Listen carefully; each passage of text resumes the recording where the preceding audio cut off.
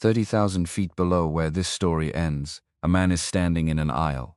Not arguing, not demanding, just standing. The cabin around him glows amber and expensive, champagne in crystal, leather that costs more per seat than most people's rent. And somewhere in that careful quiet, something has gone wrong in the way that things go wrong when no one is willing to say the obvious thing out loud. A woman sits where she shouldn't, crew looks the other way, and the man with the scuffed shoe and the unremarkable jacket and the carry-on with the hardware store zipper pull does something that no one in that cabin expects. He stays. Because this isn't about a seat. It never was. It's about every room he was ever asked to leave. Every chair he stood up from without asking why. Every time the world arranged itself around an assumption, and he decided quietly that the cost of correcting it was too high. Not today. Not this aisle. Not anymore. The morning Jordan Cole almost lost his mind over an airplane seat started the way most disasters do. Quietly. No warning, no dramatic music, just a gate agent announcing pre-boarding for United 412, Chicago to Los Angeles, and Jordan picking up his bag without hurrying. Because he had a first-class seat, and first-class seats waited for you, not the other way around. That was the theory anyway. He stepped into the jet bridge at 9 a.m., and the world outside was still dark blue, the kind of darkness that existed just before Chicago admitted it was morning. Cold leaked through the accordion walls. The carpet beneath his feet was the specific shade of burgundy that all airport carpets seemed to agree on. Worn thin in the center where 10,000 rolling suitcases had made their mark. He could smell coffee from somewhere. He had not had coffee yet. That was probably relevant. His carry-on was black, not designer black, just black. The zipper on the left side had been replaced 18 months ago with a heavy-duty metal pull he bought at a hardware store in Denver after the original plastic one finally gave. He had been between flights. 40 minutes. He had walked to a store 3 terminals away, bought the zipper pull, repaired the bag himself at a charging station, and made his flight with 4 minutes to spare. The guy at the gate had watched him jog up with the expression of someone witnessing either impressive resourcefulness or unhinged behavior. Jordan had never been sure which. The jacket he wore was charcoal gray, wool blend. No logo on the chest, no embroidery on the sleeve, no subtle monogram anywhere. It had been a gift from himself on the occasion of signing Meridian Logistics' 40th client contract, which felt like the kind of milestone that deserved something, but not something excessive. He had stood in the store for 22 minutes before choosing the most unremarkable option available. The woman helping him had seemed faintly disappointed. He had left a good tip anyway. His shoes were brown leather derbies, polished but not new. There was a scuff on the left toe from a door he had walked into in a parking garage in Memphis 2 months prior. He kept meaning to buff it out. He had not buffed it out, and his left wrist, a band of metal so thin it was easy to miss, silver going gray from years of contact with skin and air and weather, engraved with a sequence of numbers and 2 letters that meant nothing to anyone who didn't know what they were looking at. Which was almost everyone, which was exactly the point. He looked, in total, like a man with somewhere to be and no particular interest in impressing anyone on the way there. He walked down the jet bridge and stepped into the plane. The first-class cabin of United 412 held 14 seats. 11 of them were already occupied. The lighting was set to what airlines apparently believed was calming, which meant amber-tinted, and slightly too dim, the kind of light that existed in expensive restaurants and nowhere useful. The seats themselves were cream leather, the kind that showed everything, and was wiped down between flights with aggressive efficiency. Crystal glasses caught the light from multiple angles, because someone in design had decided they should. A flight attendant moved near the front galley with the particular grace of someone who had learned to navigate narrow spaces without touching anything. Jordan took in all of this in the 2 seconds it took him to clear the door and look toward the front of the cabin. And then he saw her, seat 1A.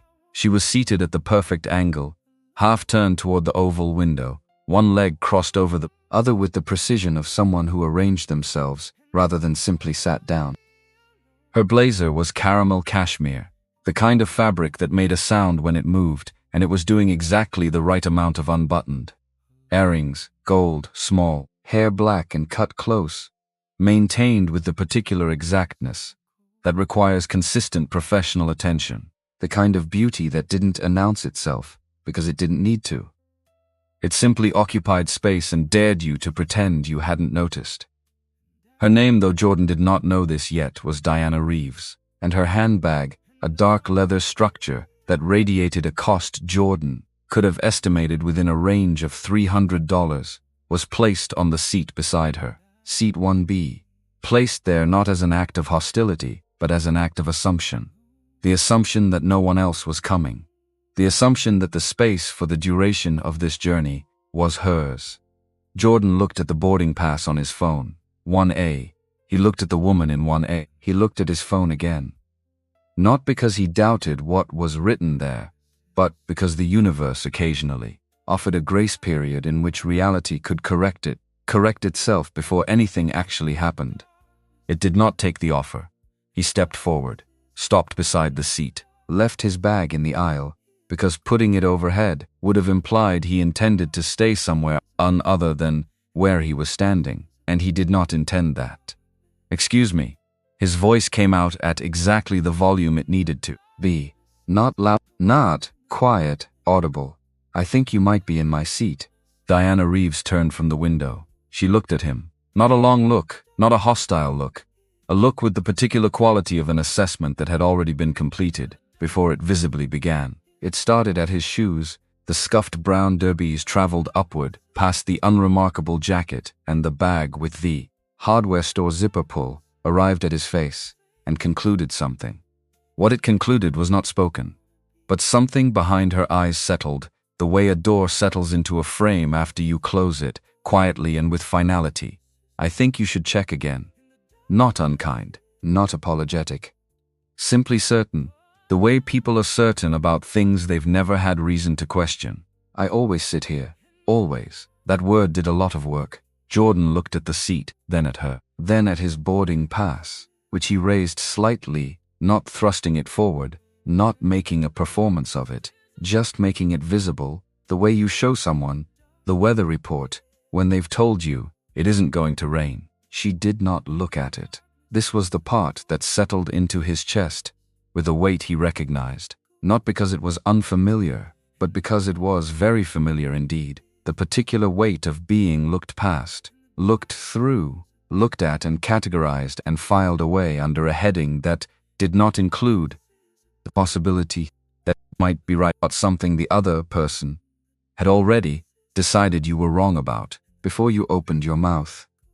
He had felt this weight in conference rooms in 4 cities, in hotel lobbies where the staff smiled just a half measure too carefully, in meetings where his name on the agenda didn't seem to translate into his presence at the table. It never arrived loudly. It didn't need to.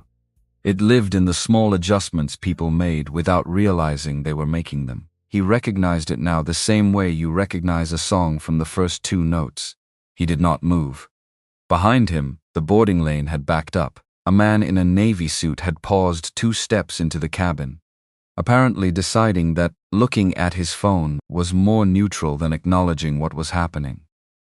A woman in the 3rd row was very interested in the texture of the seat pocket in front of her. Someone in the back murmured something to the person beside them, and the person beside them made the quiet sound of someone choosing not to respond.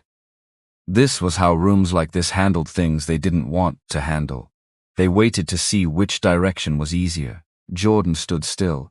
He was, for the record, a patient man, not by nature exactly, but by construction, built out of years of being. The kind of person who had to decide whether the fight was worth the cost, who had learned early that volume was not the same as strength, and that the most unsettling thing you could do in a situation designed to make you retreat was simply stay exactly where you were. He was going to stay exactly where he was. Maya Okafor had been a first-class flight attendant for 9 years, which meant she had approximately the same relationship to conflict as an emergency room Nurse had to blood. She saw it constantly. She knew how to manage it, and she never, ever pretended it wasn't happening. She was 23 steps from the front galley when she noticed the stillness. Not a sound, not an argument, just a man standing in the aisle and a woman seated in a seat that had a different name on it, and the particular quality of silence that existed between them when neither one had moved. She read the room in the time it took her to walk those steps. She was good at reading rooms. It was the thing she was best at, actually, better than the wine service and the safety announcements and the 15 languages in which she could politely say, "I'll be right with you." She could tell from 15 feet away whether a situation was a misunderstanding, a grievance, or something with deeper architecture. This one had deeper architecture. She stopped beside Jordan, kept her voice at a professional pitch, measured and pleasant, the tone that communicated competence without alarm. "Is there a problem I can help with?" Diana turned toward her immediately. The relief that crossed her face was small but real, the kind of relief that appeared when authority arrived on the side you expected it to occupy. "Yes, actually." A gesture toward Jordan that managed to be elegant even in its impatience. "This man seems to think this is his seat. Seems to think." Maya looked at Jordan. "Could I see your boarding pass?"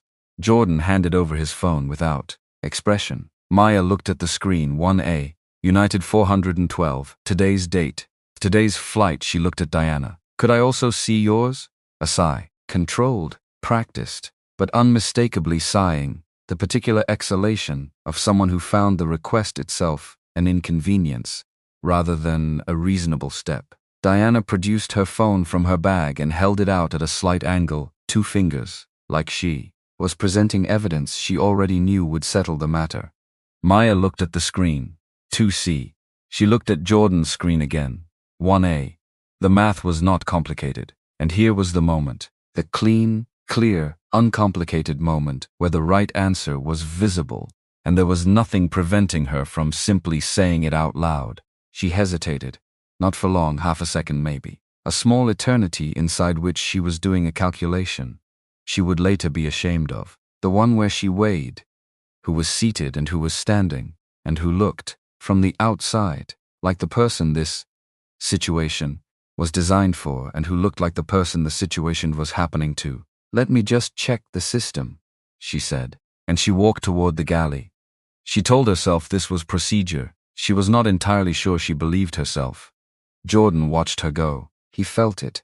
The familiar geometry of a moment arranging itself around assumptions that had nothing to do with the documentation he'd just handed over. He had stood in spaces like this one before. Not this expensive, not this well lit, not with champagne within arm's reach, but with the same essential architecture, a room with an expectation, and him not matching it, and the room deciding what to do about the mismatch before it had bothered to ask any questions. 24 years old.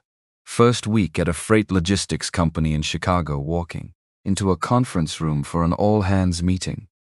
He'd sat down in the nearest open chair, which happened to be near the head of the table. His manager had looked at him, the way people looked at things that were slightly out of place, a stapler on a kitchen counter, a shoe on a desk, and said, "Interns usually sit toward the back." Jordan had stood up and moved. He hadn't said anything.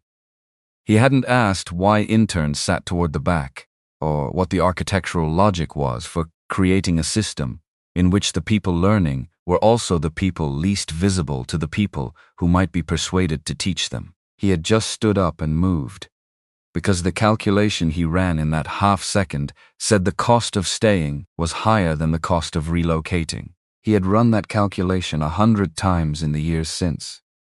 In offices where his name on the agenda didn't produce the response he expected when he walked in. In rooms where he got the "Are you sure you're in the right place?" look that came in several varieties, some of them dressed in smiles.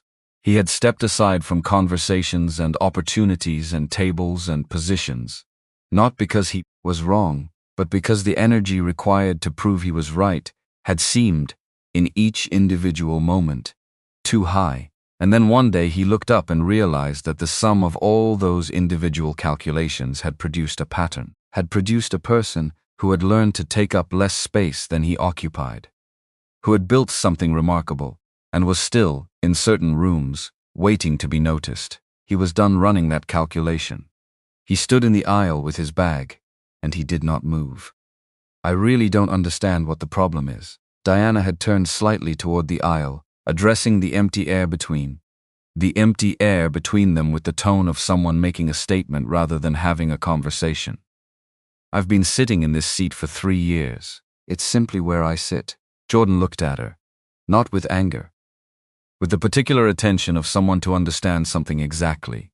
Your boarding pass says 2C. The boarding pass is a formality. The way she said it was almost gentle, as though she were explaining something mildly complex to someone who would understand once they thought about it properly. There are other seats available.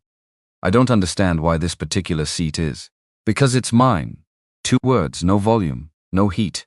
Just the flat, clear fact of it sitting in the air between them. Diana blinked. Her expression did something small and complicated that she immediately smoothed over. You're being very difficult about this. Jordan said nothing. Silence, he had learned, was not an absence. It was a presence. And most people, when confronted with it in the middle of a conflict they expected to resolve through momentum and expectation, had absolutely no idea what to do with it. Diana had no idea what to do with it. She turned back to the window. The man in the navy suit was still standing 2 rows back, phone in hand, looking at nothing in particular. His name was Ray Hollins. He was 45. Ran a mid-size consulting firm, had flown first class for 6 years, and was very deliberately not getting involved. He was good at not getting involved.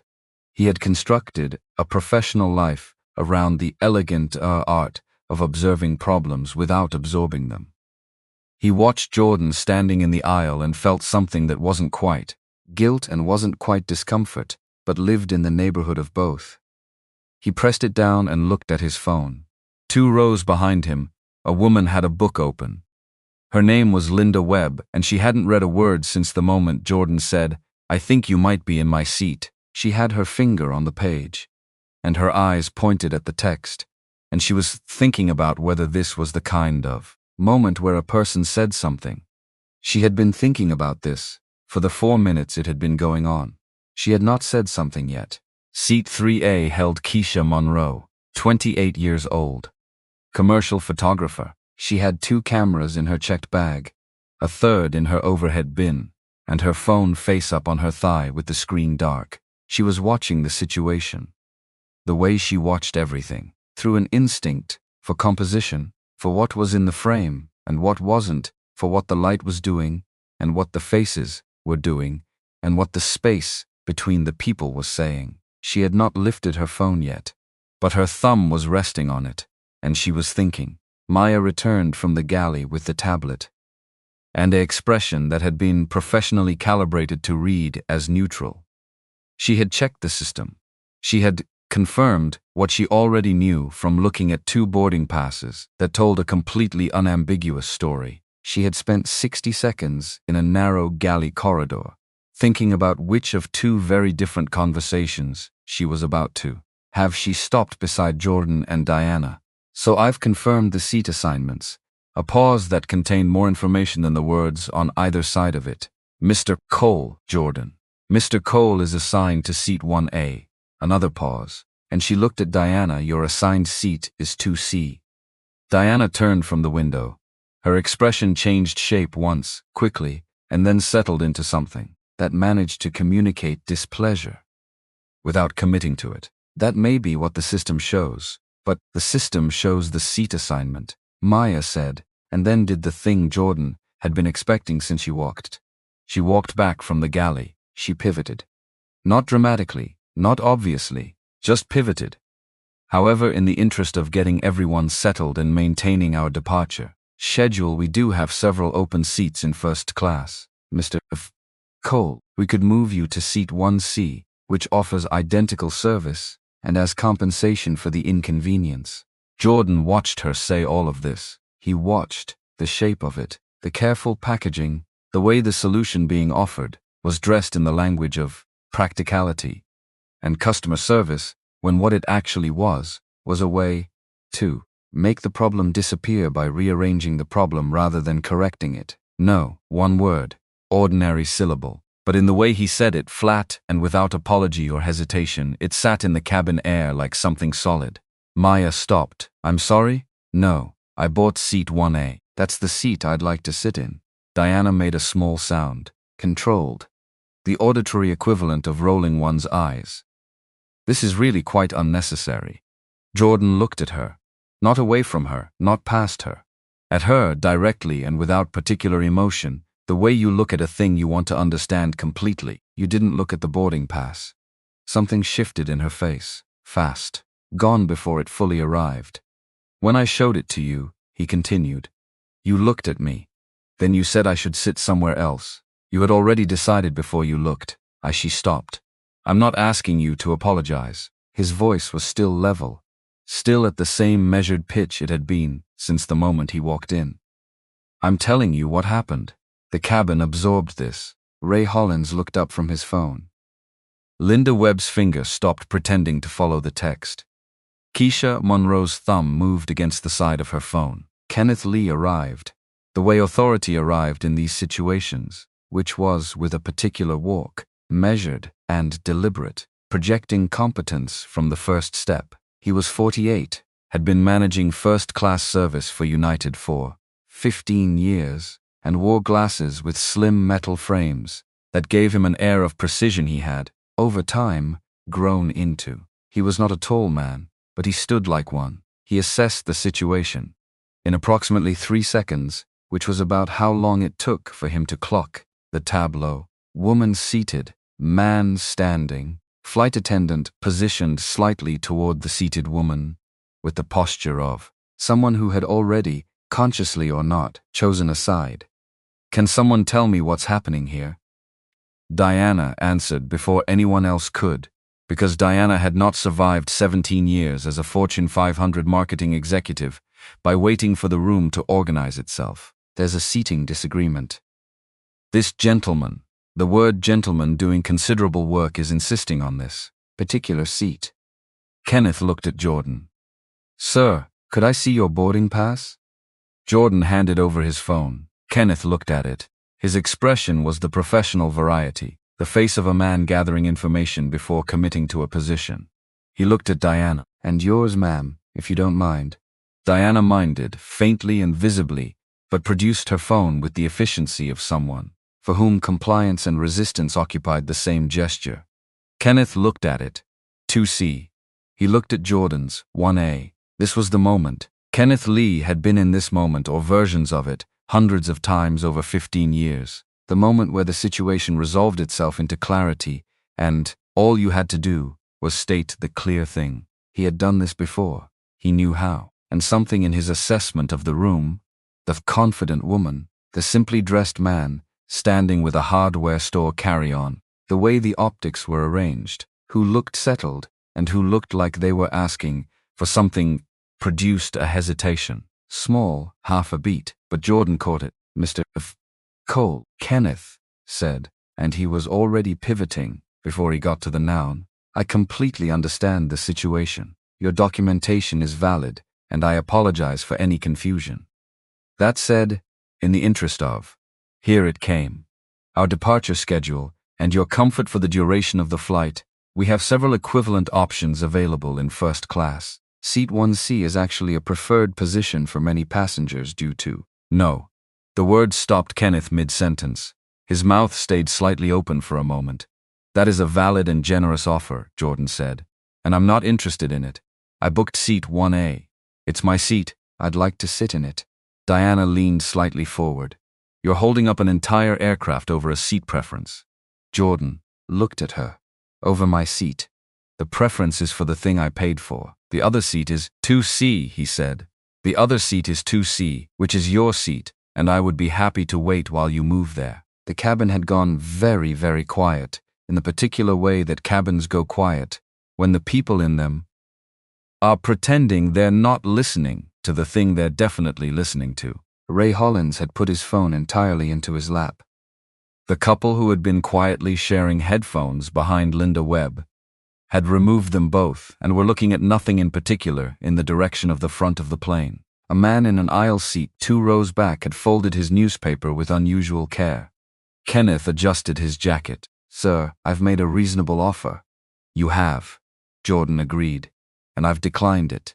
I'm not sure you understand that. I understand completely. Not sharp, not aggressive, simply accurate. You've confirmed that I have the correct seat. You've confirmed that another passenger is in that seat. Your solution is for me to move. I'm asking you to explain the logic of that." Kenneth opened his mouth, closed it, opened it again. Nothing came out. That was better than what Jordan had just said, and Kenneth, to his credit, was aware enough to know it. It was Gerald Osei who spoke next, and no one in the cabin had been expecting Gerald Osei to speak, because Gerald Osei had spent the last 7 minutes with a folded newspaper in his hands, appearing to be deeply uninvolved. He was 60 years old, recently retired from 31 years of economics, and had the quiet bearing of a man who had spent decades listening to arguments and learning to identify the ones that were actually about something. "He's right," the voice came from the second row, conversational in volume, absolutely clear in conviction. "That's his seat." Kenneth turned. "Sir, I'm going to have to ask what you're going to ask." Gerald set his newspaper carefully on the armrest. "You're going to ask me to stay out of it, and I've been deciding whether to, because I've stayed out of things like this my entire adult life, and I'm trying to figure out whether that was wisdom or something else." A pause that contained a decision being made in real time. "I've decided it was something else." The cabin sat with that. Keisha Munro's thumb was now actively pressing against her phone, not recording, not yet, but present, ready. Diana felt the room shifting in ways she did not like, and could not entirely explain. Because this was not how this went. This was not the structure of this kind of situation. The structure of this kind of situation was, she stated her position. There was some rearranging. The other person accepted the path of least resistance, and everyone moved forward. She had been in variations of this situation before, not on planes, exactly, but in the broader architecture of professional and social life, and the structure had always held. The man in the aisle was not holding the structure. She looked at him, really looked. The way she had not fully looked when he first appeared, and tried to locate the version of this she understood. But he wasn't angry. He wasn't performing anything. He was just standing there with a carry-on and a boarding pass, and the specific quality of stillness that meant he had already made some decision. She couldn't access from the outside. "I don't understand," she said, and it came out slightly more genuinely than she intended. "Why you won't just take the other seat? It's the same service. It's the same flight." Jordan looked at her for a moment before answering, and when he did, his voice was quieter than it had been before, not softer, quieter, the way something gets when it's no longer performing for the room. "Because I've spent my whole life taking the other seat." A specific silence followed that sentence. Not the performing kind, not the politely uncomfortable kind. The kind that followed something that landed somewhere real. Diana's mouth opened, closed. Her hands, which she had been holding precisely in her lap, shifted their position. Jordan glanced around the cabin briefly. One pass at the people who were listening, while appearing not to listen. At the newspaper, and the headphones, and the very interesting phone screens. At the entire collective decision to be somewhere else, while being exactly here. He looked back at Kenneth. "I've been patient. I've been polite. I've made my position clear 3 times. What I'd like now is for you to do your job." Kenneth stiffened. Something moved behind his eyes, the recalibration of a man encountering resistance where he expected acquiescence. "Sir, if you continue to refuse to cooperate, I'm going to need to involve the captain." Jordan nodded. "That seems reasonable." Kenneth waited for something. Hesitation, maybe. A softening. The standard response to the escalation gambit, which was that people backed down because they didn't want the situation to get larger. Jordan stood in the aisle and waited, with every appearance of being comfortable, waiting indefinitely. Kenneth said, "I'm going to get the captain. It came out slightly less authoritative than he intended. "Okay," Jordan said. Kenneth walked toward the front of the plane with the pace of a man trying to look like this was going well. Maya watched him go and felt something that was not quite nausea and not quite guilt but occupied the same general territory. She had not done her job. She knew this. She had looked at 2 boarding passes that told an entirely simple story, and she had walked away from the simple story because it required her to do something uncomfortable, and she had dressed that choice in the language of procedure. She thought about all the times she had done versions of this, small pivots, careful neutralities, the strategic avoidance of moments that asked for something direct. She had told herself, it was professionalism. She had told herself it was about maintaining a calm cabin environment. She had told herself a lot of things that had mostly served the purpose of making the choice she'd already made feel like something other than what it was. She looked at Jordan Cole, standing in the aisle, not moving, not escalating, not doing anything except being entirely clear about what was true. Then she looked at Diana Reeves sitting in his seat with the certainty of someone whose certainty had never been named seriously challenged. Then she looked at herself, in the way that didn't involve a mirror. This, she was slowly realizing, was the kind of moment she was going to have to account for, not to Kenneth, not to the captain. To herself later, in the specific silence of a drive home from the airport, she straightened and moved into the galley. She had something she needed to think through before anyone came back. The cabin held 14 first-class seats with 10 people in them, and 1 man standing, and one conversation that had been happening for 6 minutes and had not resolved and showed no signs of resolving. And the ambient sound was the low systemic hum of a plane that hadn't moved yet, and the faint sound of ground crew outside, and the very deliberate silence of people who were present without being present. Ray Hollins put his laptop in his bag. He didn't open it again, Linda. Webb closed her book. Keisha Monroe lifted her phone 3 inches. Gerald Ossie waited, with the patience of someone who had decided that waiting was now active rather than passive. And Jordan Cole stood in the aisle next to seat 1A with his hardware store carry-on, and his unremarkable jacket, and the thin metal band at his wrist that caught the amber lighting and held it for a moment before releasing it. And he waited too. Not for permission, not for someone to tell him he was right, just for whatever came next. And whatever came next was the sound of footsteps from the front of the plane, and Kenneth Lee returning with another person, and the particular quality of authority that preceded them into the cabin. Before they spoke a word, Captain Brian Thompson, 4 stripes, 30 years, was about to find out that some problems were not the shape he thought they were. Jordan already knew this. He exhaled once, slowly, and let the knowledge settle where it had lived all morning. He was not moving. Word count, 3,847. Wait, let me continue to meet the 6,807,000 minimum. The footsteps belonged to a large, composed presence. Captain Brian Thompson was the kind of man who had learned that the primary function of a uniform was to communicate that whatever was happening, he had seen it before and knew what to do about it. He moved through the cabin with the deliberate economy of someone who did not waste motion, did not perform, and had approximately no patience for ambiguity. He looked at the arrangement. Jordan standing, Diana seated. Kenneth just behind him, with the expression of a man who had passed the problem upward and was relieved to have done so. Someone explain this to me. Kenneth started talking. Jordan listened to the summary and noted clinically what it left out.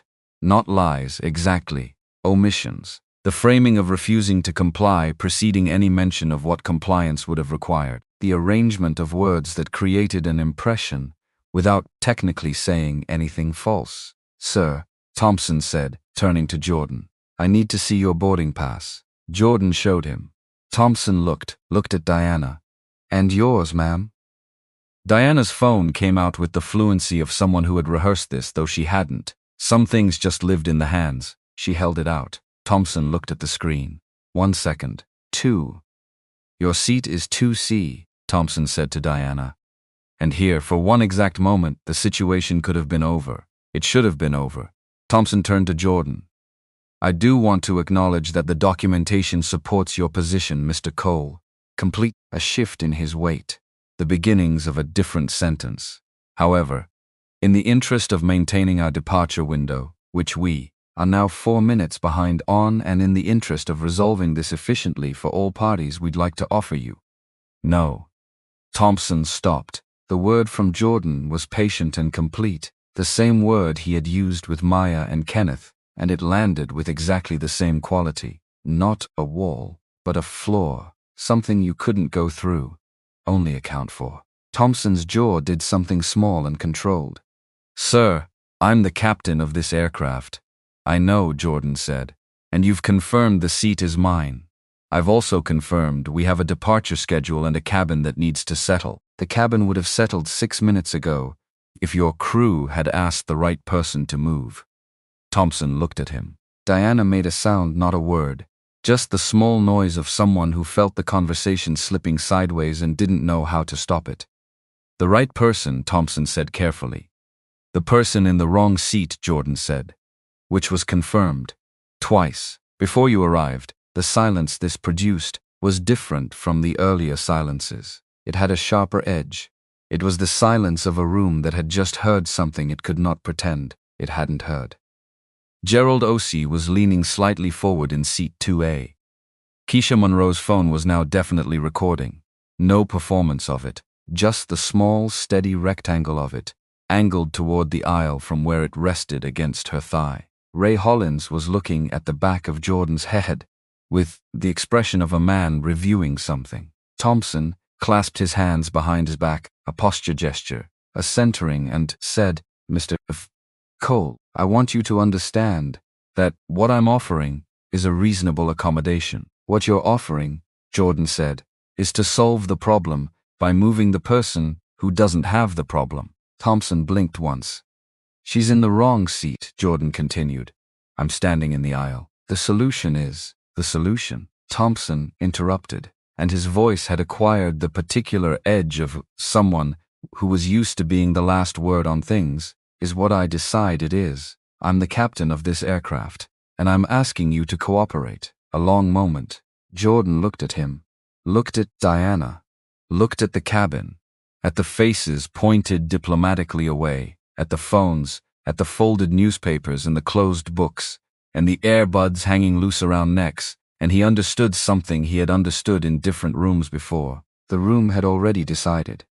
The room had looked at the tableau, the woman in the expensive blazer with the designer bag settled and certain, and the man in the unremarkable jacket, with the scuffed shoes and the carry-on with the hardware store zipper, and the room had drawn its conclusions before anyone spoke a word. Not out of malice. Malice would have been easier to address. Out of habit, out of the unexamined assumptions that lived in the shortcuts the brain made when it was tired, or busy, or simply didn't think it needed to look more carefully, out of the accumulated weight of 10,000 small moments, where the room had looked at a person and filed them under a heading before the evidence was in, and the person had eventually agreed to the filing because the cost of disagreeing was high, and the cost of agreeing was only dignity, and dignity was something you could replenish later. Except you couldn't, actually.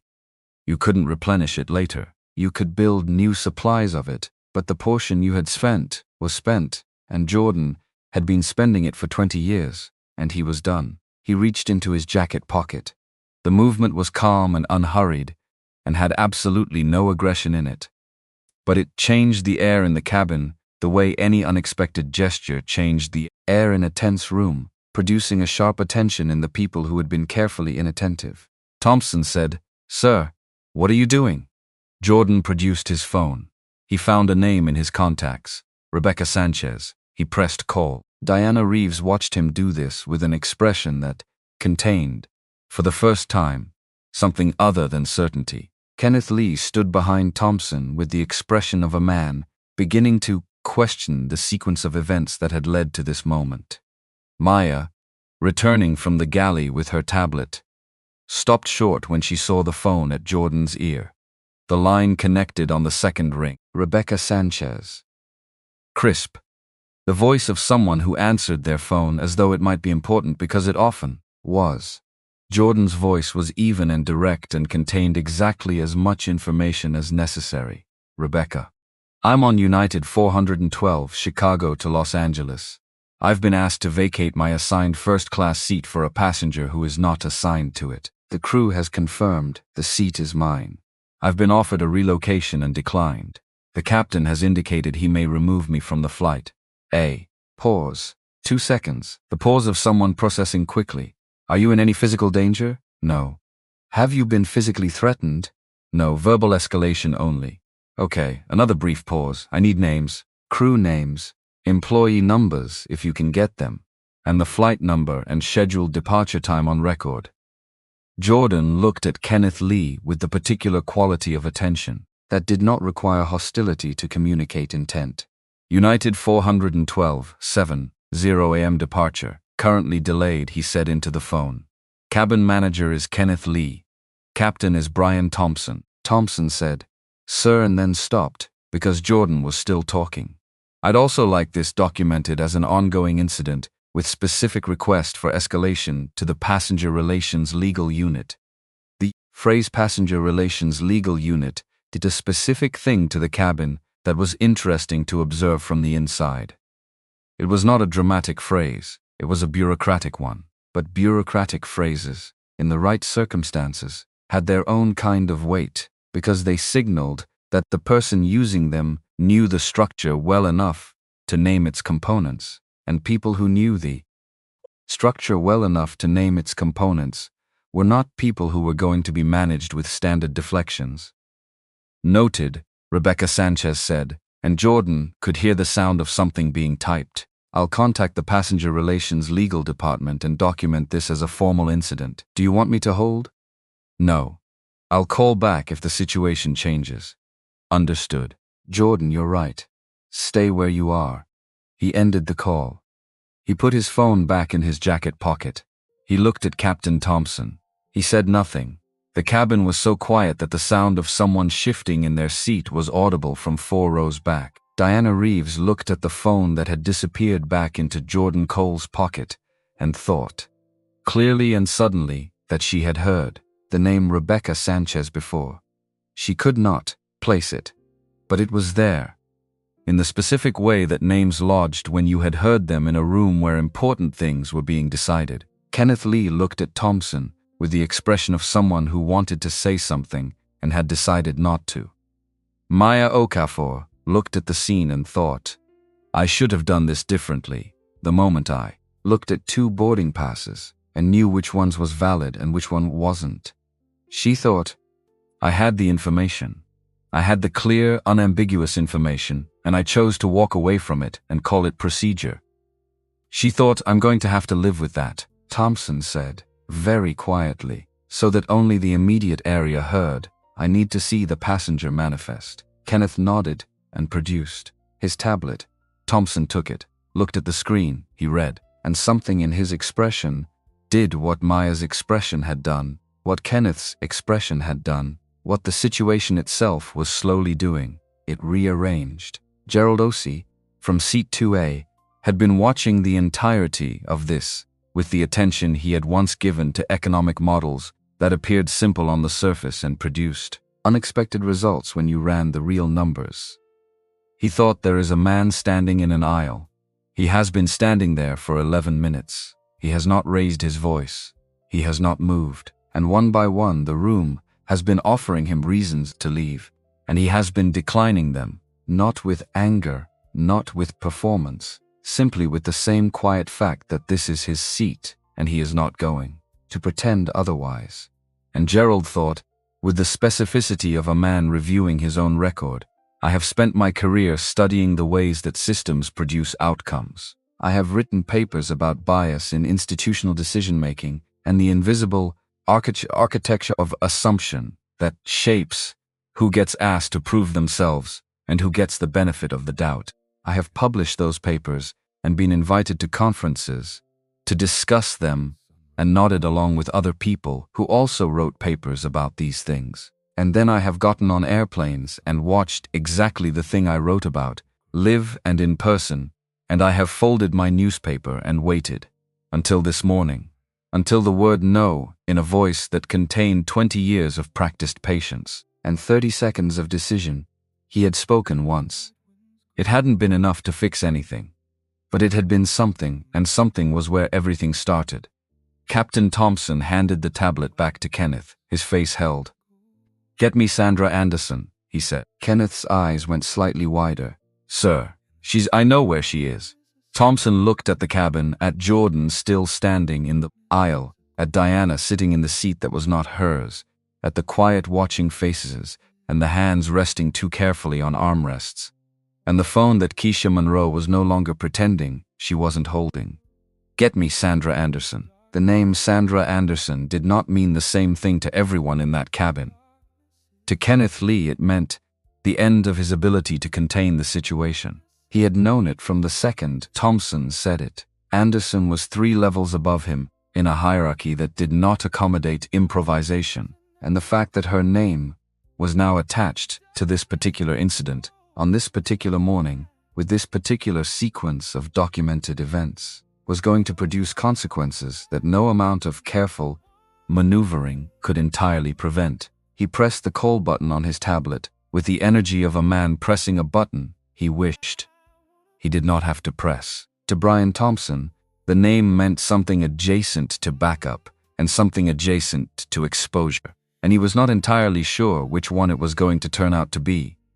He had captained this route for 4 years. He had managed hundreds of cabin disputes. He had operated with the confidence of a man whose authority was structural, built into the uniform, and the 4 stripes, and the 30 years behind them, and he had not, until approximately 11 minutes ago, had serious cause to question whether his structural authority was the same thing as being right. He was questioning it now. To Diana Reeves, the name produced a response that arrived before she could organize it into something manageable. Sandra Anderson. The name sat in her memory at a particular address she couldn't immediately locate. A conference. Last spring. Atlanta. Someone at a dinner table had been talking about the United Airlines operations overhaul. And someone else had said the name, and someone else had said she's the one who actually made it work. And Diana had filed it in the way you filed names when they arrived in contexts that didn't yet require you to do anything with them. She was doing something with it now. She looked at the back of Jordan Cole's jacket and thought about the phone call she had just heard, the precise language, the specific names and titles. The phrase passenger relations legal unit delivered with the ease of someone for whom that phrase was a known address, rather than something assembled on the spot, who carries around that kind of specific vocabulary, unless they have needed it before. Or unless their world is the kind of world where knowing it was simply part of operating. She had made an assumption. She had made the assumption so quickly and so automatically that she hadn't noticed herself making it. It had arrived pre-assembled, no construction required, simply there in the moment she looked up from the window and saw him standing in the aisle with his ordinary bag and his unremarkable jacket and his scuffed left shoe. The assumption was, he's asking for something he isn't entitled to. She had not checked the assumption. She had never had occasion to check assumptions like that one, because in the world she moved through, the assumption had always resolved correctly before. The people who appeared to belong somewhere usually did. The people who appeared to be in the wrong place usually were, except she was currently sitting in the wrong seat, which made her, by the mathematics of this situation, the person who appeared to be in the right place and wasn't. She pressed her lips together and looked out the window. The ground crew was moving. The tarmac was ordinary. The world outside had no particular opinion about what was happening inside. Maya Okafor stood in the galley and put her hands flat on the counter. She had come back here not to check anything. She had come back here to breathe without anyone watching her breathe, which was a thing she sometimes needed to do, this intuition, when a situation had outpaced the version of herself she had prepared for the morning. She thought about what was happening in the cabin. The mechanics of it were simple. 2 boarding passes. 1 correct, 1 incorrect, 1 clear action required. She had known this. She had the information in her hands 11 minutes ago, and she had walked away from it and called it checking the system, which was not what she had done. What she had done was buy time she didn't need in order to postpone a decision that didn't require postponing. She had done it because the woman in the seat looked settled, and the man in the aisle looked like someone who could be redirected. And she had done it without consciously deciding to, which was the part that sat in her chest with the most weight. Because the things you did without deciding to were the things that told you something about what you actually believed, not the things you thought through and measured and concluded.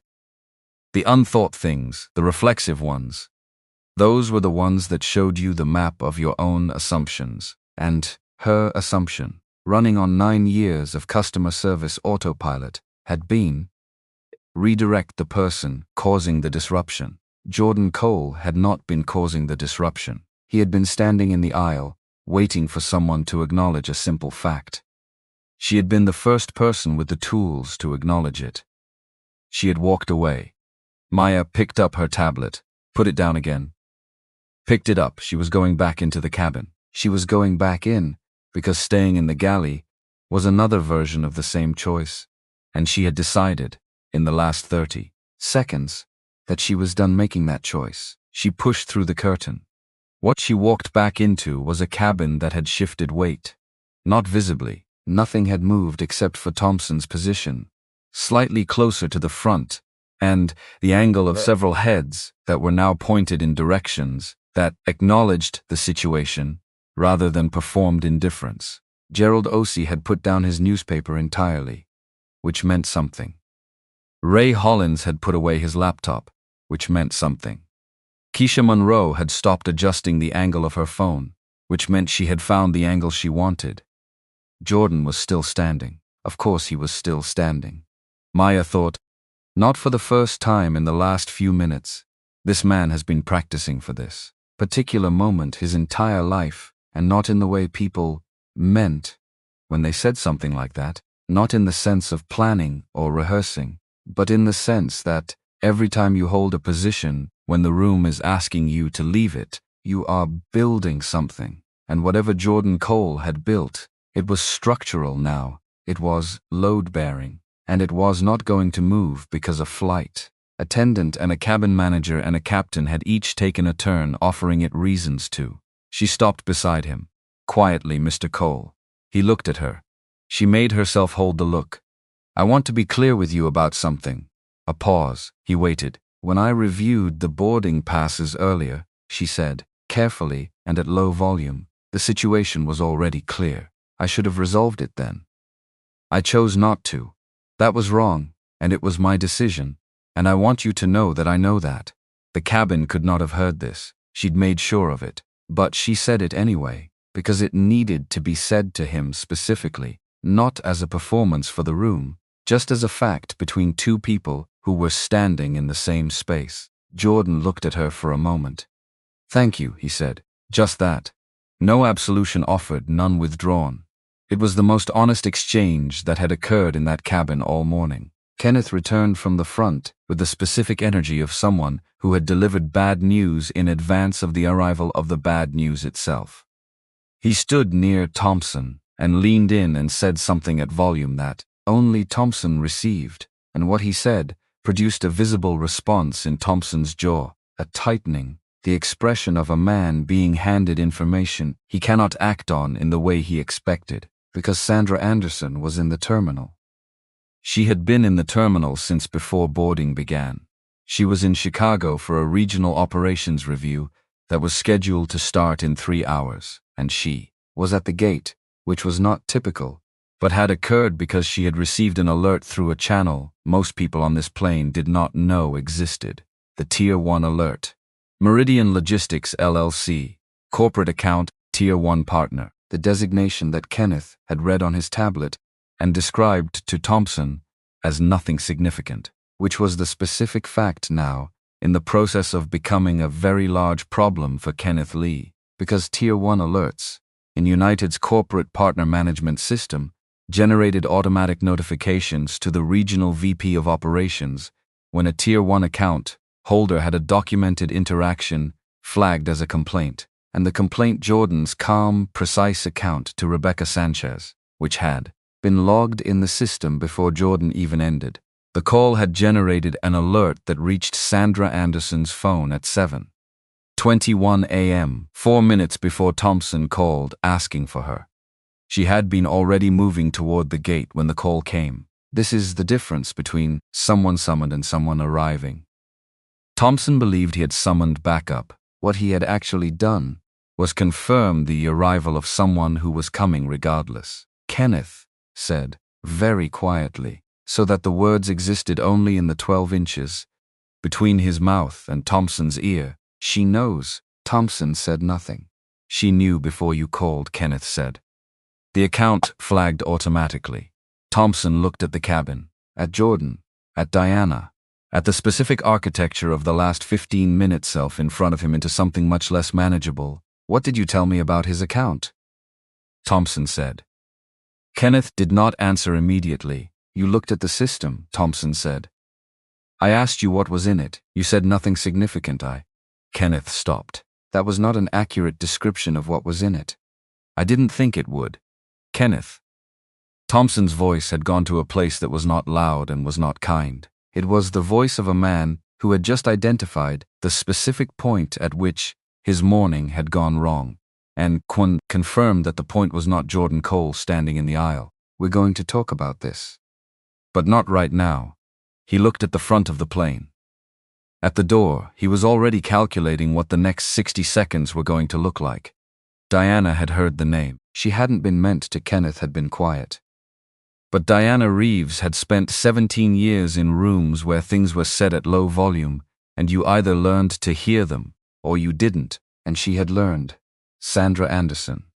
Already here. Tier 1 alert, the account flagged automatically. She looked at the man standing 12 feet from her. Meridian Logistics. She knew the name. She had dealt with logistics companies for a decade and a half on the supply chain side of her marketing work, and Meridian had come up in a conversation 2 years ago, maybe as one of the companies doing interesting things with route optimization software. Someone had called it a sleeper company, meaning it wasn't famous yet, but its numbers were real, and its growth was the kind of growth that preceded famous. She looked at Jordan Cole's jacket. She looked at his bag. She looked at the scuff on his left shoe and the metal band at his wrist and the boarding pass he had shown her that she had not looked at, and she thought, "I decided something in the first 3 seconds, and I didn't look at anything after that." The woman she had been for 52 years was the woman who knew better than to judge by surface. She had given speeches about this. She had mentored junior marketers and told them that the consumer insight lived below the obvious data, that you had to push past the first reading to get to anything real. She had built a career on the idea that assumptions were the enemy of accurate perception. And then she had looked at a man with a scuffed shoe and decided where he should sit. She looked back out the window and did not like what she found in the reflection. The door at the forward end of the jet bridge opened. No announcement, no fanfare, just the sound of footsteps, and then the presence of Sandra Anderson in the threshold of the aircraft. 50 years old, the silver in her hair worn without apology, threaded through the black at her temples in a way that had clearly been allowed rather than maintained, which was its own kind of statement. Suit in navy, cut precisely, the kind of garment that said, "I understand what professional looks like, and I'm not performing it for you. I just got dressed." She had the eyes of a person who processed information in parallel, who was already looking at 5 things while appearing to focus on one. She looked at 5 things. Jordan, standing. Diana, seated. Thompson, positioned near the front with the posture of a man who had lost control of a narrative. Kenneth behind him, looking at the carpet. Maya to the side, looking at Sandra with something that was clearly relief and clearly complicated. Anderson walked into the cabin. She did not walk fast. She did not project urgency. She projected instead the quality of someone for whom the room adjusted. Not because of theater, but because the people in it instinctively sensed that the room had just shifted its center of gravity. She stopped. Jordan, her voice was pitched for him specifically. Not for the room, not performing anything. Jordan's face changed, a small change. The particular micro-adjustment of a person encountering someone familiar in an unfamiliar context. Sandra. No titles, no performance. 2 syllables of acknowledgement that landed in the cabin like a small, clean explosion. Ray Hollins stopped breathing for 2 seconds. Gerald Ossie leaned forward 1 inch, recalibrated everything. Keisha Monroe's phone arm steadied. Diana Reeves sat very still and heard the echo of Sandra Anderson's name in a conversation at a dinner table in Atlanta and felt the ground beneath her assumptions shift. Because first names, because the absence of titles, because Jordan Cole had said Sandra the way you said the name of someone whose professional respect had already earned and currently in the process of requesting. And Sandra Anderson had said Jordan with the ease of someone for whom this particular name required no additional context. The cabin did the math. The math was not complicated. Thompson stepped forward. Miss Anderson, thank you for. She looked at him briefly, not unkindly, but with the quality of someone who would get to him in a moment. She looked at Jordan. Are you all right? The question was not theatrical. It was the question you asked a person when you were checking a specific thing. Jordan said, with the measured calm that had characterized everything he'd said all morning, I'm standing in the aisle next to my seat. I know. She looked at Diana. You're in 2C. Diana said nothing. Your assigned seat is 2C, Anderson said, not as a question, not as a preamble to something else. Just the fact, stated with the authority of someone who had read everything there was to read on the way in. That's where I need you to move. Diana opened her mouth and then closed it. Because there was no version of, but I always sit here that worked. When the person telling you to move was looking at you with the specific precision of someone who had already seen the paperwork and was not interested in the oral version. This was the moment, the small, clean, uncomplicated moment that had been available since 7:09 a.m. when Jordan first said, I think you might be in my seat. Available to Maya, available to Kenneth, available to Thompson, and declined each time because each person had looked at the tableau and selected the easier direction. Sandra Anderson did not select the easier direction. She selected the correct one. And Diana Reeves, 52 years old, 17 years in executive management, member of the United Customer Advisory Board, 800,000 lifetime miles, did something she had not planned to do when she got on this plane. She gathered her bag and stood up. She moved, not fast, not slow, with the controlled precision of a person who had reorganized their exterior before their interior had finished reorganizing itself. Her heels were quiet on the cabin floor. The distance between seat 1A and seat 2C was approximately 8 feet, and she covered it in a way that made it look like walking and felt from the inside like something considerably more complicated. Jordan watched her go. He did not say anything. He did not look satisfied or vindicated or relieved. He looked like a man who had been standing for 16 minutes and was about to be able to stop. Anderson turned back to Thompson. The look she gave him was not angry. It was the look of someone with limited time who was going to use it efficiently. I need a full incident report filed before we land. Crew names, interaction timeline, all offers made to both passengers, all decisions made and by whom. Thompson said, yes, ma'am. She looked at Kenneth. The look was different. Kenneth Lee had been a cabin manager for United for 15 years, and in 15 years he had faced plenty of hard conversations. But this look, this particular quiet, unambiguous accounting, look produced in him the specific discomfort of a man who had told a small lie in a situation that turned out to be larger than he thought, and who was now watching the size of the situation reveal itself in real time. You told the captain. There was nothing significant in the account. It was not a question. Kenneth said, You read the account. You saw the Tier 1 designation. You saw the contract renewal notation, and you described it as nothing significant. She let this sit for exactly 1 second. We'll discuss the specifics Monday. But I want you to understand that what you did created a situation that should have lasted 40 seconds and instead became this, a gesture that didn't need to specify what this was. Kenneth nodded. His throat worked. He had nothing to add. Anderson looked at Maya. Different register. Not cold, not warm, somewhere precise. You reviewed the boarding passes first. Maya squared her shoulders. Not defensively. Like someone accepting weight. Yes. And you knew which one was valid. Yes. Why didn't you act on that? Maya thought. About the galley. About the 30 seconds she had spent putting her hands flat on the counter. About all the versions of the answer she had tried and discarded. Because it felt easier to escalate it than to make the call myself. A pause. That was wrong. Anderson held her gaze for 2 seconds. Yes, it was. And I want you to think about why it felt easier. Not for me. For yourself. Because understanding the why is the only way to fix it. A beat. You're a good flight attendant, Maya. This was a bad decision. Those aren't the same thing. Maya absorbed this. It landed differently than criticism would have. Which was almost worse. Jordan had not moved during any of this.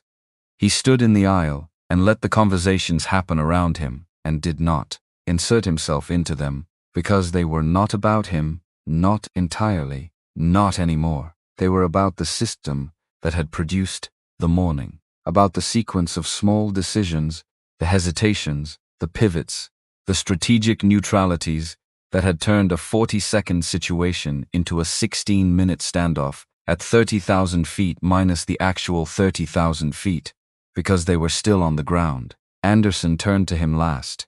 Your seat is ready. Jordan looked at seat 1A.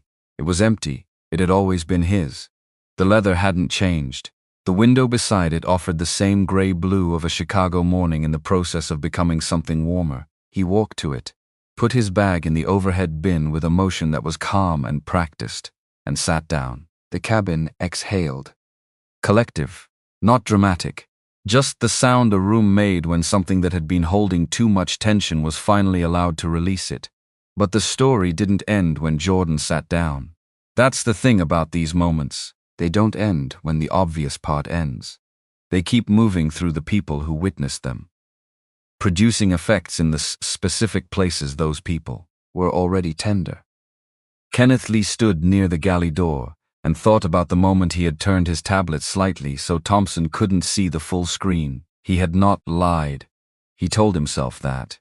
He had not technically stated anything false. He had said nothing significant, and significant was a subjective qualifier. And he had made a judgment call. Except he hadn't made a judgment call. He had made a preference. He had made a preference. The preference was for the path that required less confrontation with a woman who looked like she knew how to be confronted, and a man who, in that first assessment, had not. He had processed the variables and selected the outcome, and selected the out that produced the least immediate friction, dressed the selection in professional language, and handed it up the chain. And somewhere between that choice and this moment, the choice had become a thing on record. A documented incident. His name attached to a description that was going to sit in a file and mean something.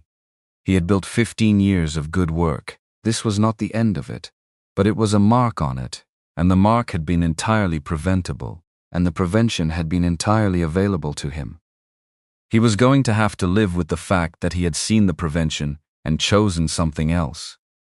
Thompson stood near his captain's seat and processed his own accounting. He had the kind of self-awareness that came from 30 years in a job where the consequences of poor decisions were documented and reviewed and were sometimes catastrophic, and that particular kind of self-awareness produced, over time, a very clear-eyed ability to recognize when he had made a poor decision, even when the decision had seemed reasonable at the time. He had made a poor decision, not once, several times. The first was taking Kenneth's summary of the account at face value. The second was making an offer to Jordan before he had adequately considered what the offer implied. The third was framing Jordan's refusal as non-compliance rather than as the reasonable position of a person with a valid claim who was being asked to abdicate it. He had used the language of authority: I need you to comply, failure, to follow crew instructions, This is your final opportunity in the service of a resolution that was convenient rather than correct. He had treated his own comfort with the speed of resolution as though it were equivalent to the correctness of the outcome. He was going to have to sit with that for a while. He was going to have to figure out what to do with it. Ray Hollins reopened his laptop and then closed it again without typing anything. He had been reviewing, in the back of his mind, all the moments during the last 16 minutes, when he could have said something and had chosen not to. He had rationalized each one separately. It wasn't his business. The crew was handling it. Things like this resolved themselves. The woman was going to move, eventually. Getting involved only made things worse. All of those rationalizations had been, in their individual moments, plausible. But Gerald Osei had said he's right, and it had not made things worse. It had not resolved the situation, but it had named the situation correctly, which was a different and in some ways more important thing. Ray had said nothing. He was a 45-year-old man who had run a consulting firm for 6 years and who had, on multiple occasions, watched versions of this happen in his own professional environment. The assumptions, the small adjustments, the way certain people were asked to prove things that other people were simply assumed to have. And he had managed those occasions with the same careful non-involvement he had managed this one. He thought about what Gerald had said in the aisle. I've stayed out of things like this my entire adult life. I've been deciding whether that was wisdom or something else. I've decided it was something else. Ray Hollins thought he might have spent 20 years reaching the same conclusion through different routes and still not doing anything about it. He looked at the back of Jordan's head in seat 1A. He looked at Gerald Osei in seat 2A, who had returned to his newspaper in the way a person returned to, something after making a decision that clarified something else. He thought about the consulting firm, the clients, the rooms. All the times he had been so focused on the optics of his own position that he had failed to use the position for anything. He did not open his laptop. He looked out the window instead, at the tarmac and the gray morning, and the very ordinary landscape of an airport doing its ordinary work, and he let the discomfort sit in him without trying to manage it away. Anderson sat briefly in seat 1B. She had 3 hours until her operations review, and a full incident report to authorize, and a conversation to schedule with Kenneth Lee about the specific nature of misrepresenting account information during an active dispute. And she had a phone that was acquiring messages at the speed that phones acquired messages when something had already moved through corporate channels before the dust settled. She looked at Jordan. There's going to be a full review. I know. His voice carried the flatness of someone who had expected exactly this and was not spending energy on it. The contract renewal conversation, she said carefully. That's still on for Tuesday. Jordan looked at her with an expression that was difficult to read, not because it was hidden, but because it was layered. Sandra, I wasn't standing in that aisle because of a contract. She held his gaze. I know that too. A pause. I was standing there, he said, because I was tired of not standing there. That's the whole of it. She was quiet for a moment, the kind of quiet that was processing rather than thinking. How long? My whole life, he said. In different aisles, Anderson looked at the seat in front of her, at the cabin, at the specific ordinary first-class interior of a plane that had been, for the last 20 minutes, an extraordinary location for something very unextraordinary. Because this happened all the time, in smaller doses, in ways that left no paper trail and produced no incident report, in the 100 daily situations where someone looked, a person's where someone looked at and filed them somewhere without checking the filing, and the person either pushed back or they didn't, and most of the time they didn't because the cost was high, and the probability of the room correcting itself was low. You knew it might not work, she said. Jordan said, it might not have. If the account hadn't flagged, if Rebecca hadn't moved fast, if Thompson had decided to actually remove me from the plane, any of those things could have gone differently, but you still didn't move. He was quiet for a moment. When he spoke, the words came out with the weight of something that had been carried a long time and was being set down carefully. Every time you move when you shouldn't have to, you're practicing something, and eventually, you're very good at it. He looked at the window. I decided I didn't want to be good at that anymore. Anderson said nothing for several seconds. Then I'm going to use that in training. Not as a story about a contract dispute or a seating assignment. She looked at him. As a story about what it costs when institutions ask the wrong person to absorb the problem. Jordan turned his head toward her. The look on his face was not warm exactly, but it was real. As long as the training is about the people doing the asking, he said, not about building resilience in the people being asked. Anderson said quietly, that's a distinction we get wrong a lot. I know, Jordan said. I've sat through the trainings. Keisha Monroe had been recording for 11 minutes. She had not planned to record for 11 minutes. She had planned to record for maybe 2, maybe 3, until the situation resolved. But the situation had not resolved the way situations usually resolved, which was messily and quickly, and in the direction of the most convenient outcome. This situation had resolved in the direction of the correct outcome, and the journey it took to get there had been witnessed by her phone and her eyes, and the specific way her chest had tightened when Jordan said, I've spent my whole life taking the other seat, and the room had understood something it had not understood before. She had 6 minutes and 40 seconds of footage. She had Jordan standing. She had Kenneth pivoting. She had Thompson escalating. She had Gerald Osei folding his newspaper and saying the thing. She had Diana moving. She had Sandra Anderson arriving and handling in 90 seconds what 15 minutes of the wrong approach had failed to handle. She had Jordan sitting down. She locked her phone and put it in her jacket pocket and looked out the window at the ground crew completing their checks, and thought about what she was holding. She thought about the difference between a story and a lesson, about the difference between exposure and understanding, about whether the value of what was on that footage was in its ability to go wide and fast, or in something slower, something that required the full context to make sense. She didn't know yet. She was going to think about it for a while. Diana Reeves sat in seat 2C with her hands still, and her laptop closed and her phone face down, and the plane began to push back from the gate at 7:49 a.m. The pushback was smooth. Ground crew voices faded. The terminal slid backward through the window as the plane began to rotate, and Chicago arranged itself into the familiar departure geometry of taxiways and other planes and the vast gray expanse of the airfield at morning. Diana had not spoken since she moved. She had done the accounting she didn't want to do.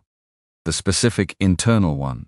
The one that required her to look at the sequence of events. Without the protection of the narrative she'd been building since 7/9, which was, there was a misunderstanding about seats, and it became larger than it needed to be, and now it's resolved. That narrative was technically accurate. It was also false. Because the misunderstanding had not been about seats. The misunderstanding had been about a person, about who he was and what he was owed, before anyone had taken the time to find out either. And she had been the one driving the misunderstanding, not the crew, not Kenneth with his convenient omissions, or Thompson with his escalating authority. She had been the engine of it. Because she had looked at Jordan Cole in the first 3 seconds and completed a process that she normally prided herself on refusing to do, and she had not noticed herself doing it, which was the specific detail that sat with her now like a stone in a shoe. You couldn't fix something you hadn't noticed, and she had not noticed. The plane turned onto the taxiway. The flight attendants moved through their pre-departure checks. Maya stopped at each row with the focused efficiency of someone doing her job and also being very carefully present in it, the way you were present in something after you'd had occasion to think about what it meant. When Maya reached 2C, she paused. She asked Diana if she needed anything. Her voice was professionally even and contained nothing extra, no judgment, no distance, just the question. Diana said she was fine. Maya nodded and moved on. Diana looked out the window and thought, I have spent 52 years believing I understood people. I have given lectures on unconscious bias as a corporate phenomenon. I have nodded along to data about the gap between stated values and actual behavior, And this morning, in 3 seconds, I became the data. She did not reach for a comfortable conclusion. There wasn't one to reach for. She looked out the window and let that be what it was. Anderson was on her phone near the front of the cabin, keeping her voice low, handling the threads of a situation that had already moved through United's internal channels faster than the plane had moved through the taxiway. The alert had produced responses. The responses had produced questions. The questions needed answers, and the answers were going to require a meeting, and the meeting was going to be uncomfortable for several people in ways that had nothing to do with seating assignments. She authorized the incident report with 3 specific annotations. The first annotation concerned Kenneth Lee's representation of the account information. The second concerned the pattern of offer and direct, deployed toward Jordan Cole in lieu of the simple correction the situation required. The third was a recommendation for a review of first-class conflict resolution training. Specifically the portion dealing with seat assignment disputes involving corporate account holders. She sent it and then put her phone away and looked out the forward window at the taxiway, unspooling ahead. She thought about what Jordan had said. Every time you move when you shouldn't have to, you're practicing something. She had heard variations of this sentiment in corporate training contexts, in DEI workshops, in conversations about systemic issues and institutional culture. She had heard it framed as data, and framed as anecdote, and framed as principle, and framed as aspiration. She had never heard it said the way Jordan had said it, which was without framing of any kind. Just the plain fact of it. The arithmetic, the thing she had said in response, that's a distinction we get wrong a lot, had been true. But she knew, sitting there, that it was also insufficient. Getting the distinction right in a training room was not the same as getting it right in the moment, in the aisle, with the boarding pass and the assumption and the 16 minutes and the wrong direction of the ask. Getting it right in the moment was harder. Getting it right in the moment required the people in the moment to have thought about it before the moment arrived, to have worked something out about what they believed and what they were willing to do, so that when the moment came, the thinking was already there, and the decision could be made without the calculation. Kenneth had not done that thinking. Thompson had not done that thinking. Maya had started to do it in the galley and returned to the cabin, with it still half-formed, and had ultimately said the thing that needed saying, which meant it was possible, even mid-sequence, even when the easier option was still technically available. Anderson looked out the window. The runway came into view, long and gray and ordinary, and waiting for the weight of the plane to lift from it. She thought, we're going to have to change the training. She thought, we're going to have to change more than the training. Jordan had his hand resting on the armrest of seat 1A. The position his hand had been going towards since 9 a.m. The leather was the same cream it always was at this distance. The oval window beside him showed the taxiway and, beyond it, the runway, and, beyond that, the horizon going pale with the early light of a morning that had been deciding what kind of morning it wanted to be. He was not thinking about anything dramatic. He was thinking about the conversation he needed to have when he landed. About a logistics partnership in Phoenix that had hit a routing problem. About the fact that he had not eaten breakfast and there was going to be service once they were airborne. About whether the scuff on his left shoe was going to come out with the polish he had at his desk in LA, or whether he was going to have to find a shoe repair place. Ordinary things, because the extraordinary part was over, and the extraordinary part had been, in its essentials, simply this: he had needed a seat, and the seat had been his, and he had not left the aisle until he could sit in it. That was the whole of it. And also, it was not the whole of it, because the whole of it included every room he had ever stood in, every calculation he had run, every time he had taken the other seat and told himself it wasn't worth the fight, and walked into the next room and found the same furniture, arranged the same way and made the same choice. He had made a different choice this morning. He was going to make different choices from here. Not dramatic choices. Not choices that announced themselves, or required an audience or produced incident reports. Just choices that were, I am standing where I'm supposed to stand, and I am not moving until the situation resolves in the direction that is correct rather than the direction that is convenient. Quiet choices. The kind that only the people making them knew were extraordinary. The plane turned onto the active runway. The engines changed pitch, the sound of the world gathering itself for the next moment. Jordan looked out the window at Chicago, going gray-gold in the early light, and felt the familiar physics of departure beginning to press him back into his seat. Into his seat. He let his head rest against the headrest and watched the ground begin to fall away. At 30,000 feet, the world simplified. That was the thing about altitude that Jordan had noticed years ago, on that first flight at 19, and had continued noticing on every flight since. The complexity didn't disappear, but it compressed. It became manageable, in the way that things became manageable when you could see them from a sufficient distance.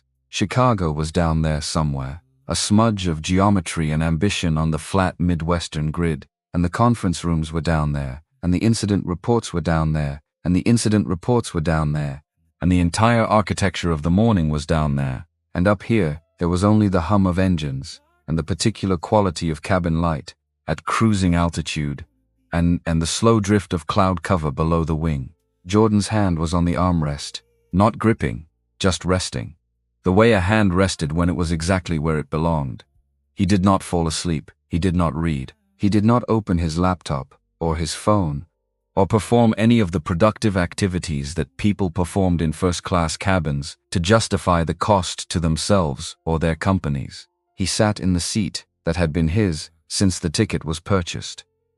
And he looked out the window and he let the morning process itself through him at whatever speed it needed. It needed a while. 2 rows back, Diana Reeves was doing something she had not done on an airplane in 11 years. Nothing. Not the cultivated nothing of someone meditating or the strategic nothing of someone resting before. A difficult meeting, just nothing. Hands in her lap, window on her left. The flat white expanse of cloud cover 30 feet below the wing, or however far below the wing clouds were, which she had never thought to find out because it had never seemed relevant, and it seemed, now, briefly, like the kind of thing she had decided wasn't relevant without checking. A pattern. She was noticing a pattern. The speed at which she reached conclusions had served her professionally for decades. It was not a flaw. It was in most contexts a feature. She processed information quickly and made decisions and moved forward, and the decisions were usually good ones, because she had spent 30 years building the intuition that fed them. But intuition was not neutral. Intuition was compressed experience. And experience was only as good as the range of inputs that had built it. If the inputs had a shape, a consistent profile, a repeated context, a recurring category of encounter, then the intuition had that shape too. And the intuition would keep producing outputs shaped by the inputs that built it, confidently and efficiently, and completely invisibly, until something made the shape visible. Something had made the shape visible. She thought about the boarding pass she had not looked at, the 3 seconds of assessment. The conclusion that arrived before the evidence did. She was not, she told herself, a person who did this. Which was exactly what a person who did this would think. She closed her eyes. Not to sleep. To stop looking at the window and start looking at something else. The specific architecture of the assumptions she carried around. The ones she had built and forgotten building. The ones that had become so much a part of the structure that they weren't visible as assumptions anymore. They had become the floor. She had been standing on that floor her whole professional life and calling it good judgment.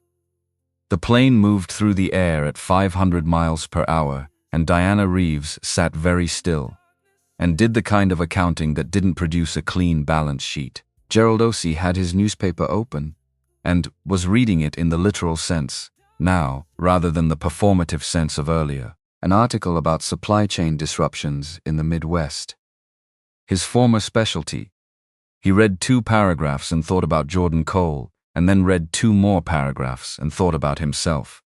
He had spent his career studying how systems produced outcomes, how the structure of institutions shaped the decisions of the people inside them in ways those people were rarely equipped to see clearly. He had written an entire chapter once about the difference between individual prejudice and institutional habit, arguing that the most persistent forms of the latter were the ones that felt like the former to the people enacting them, that felt like individual judgment, felt like reasonable assessment, felt like reading a situation correctly. What he had observed this morning was institutional habit wearing individual clothing.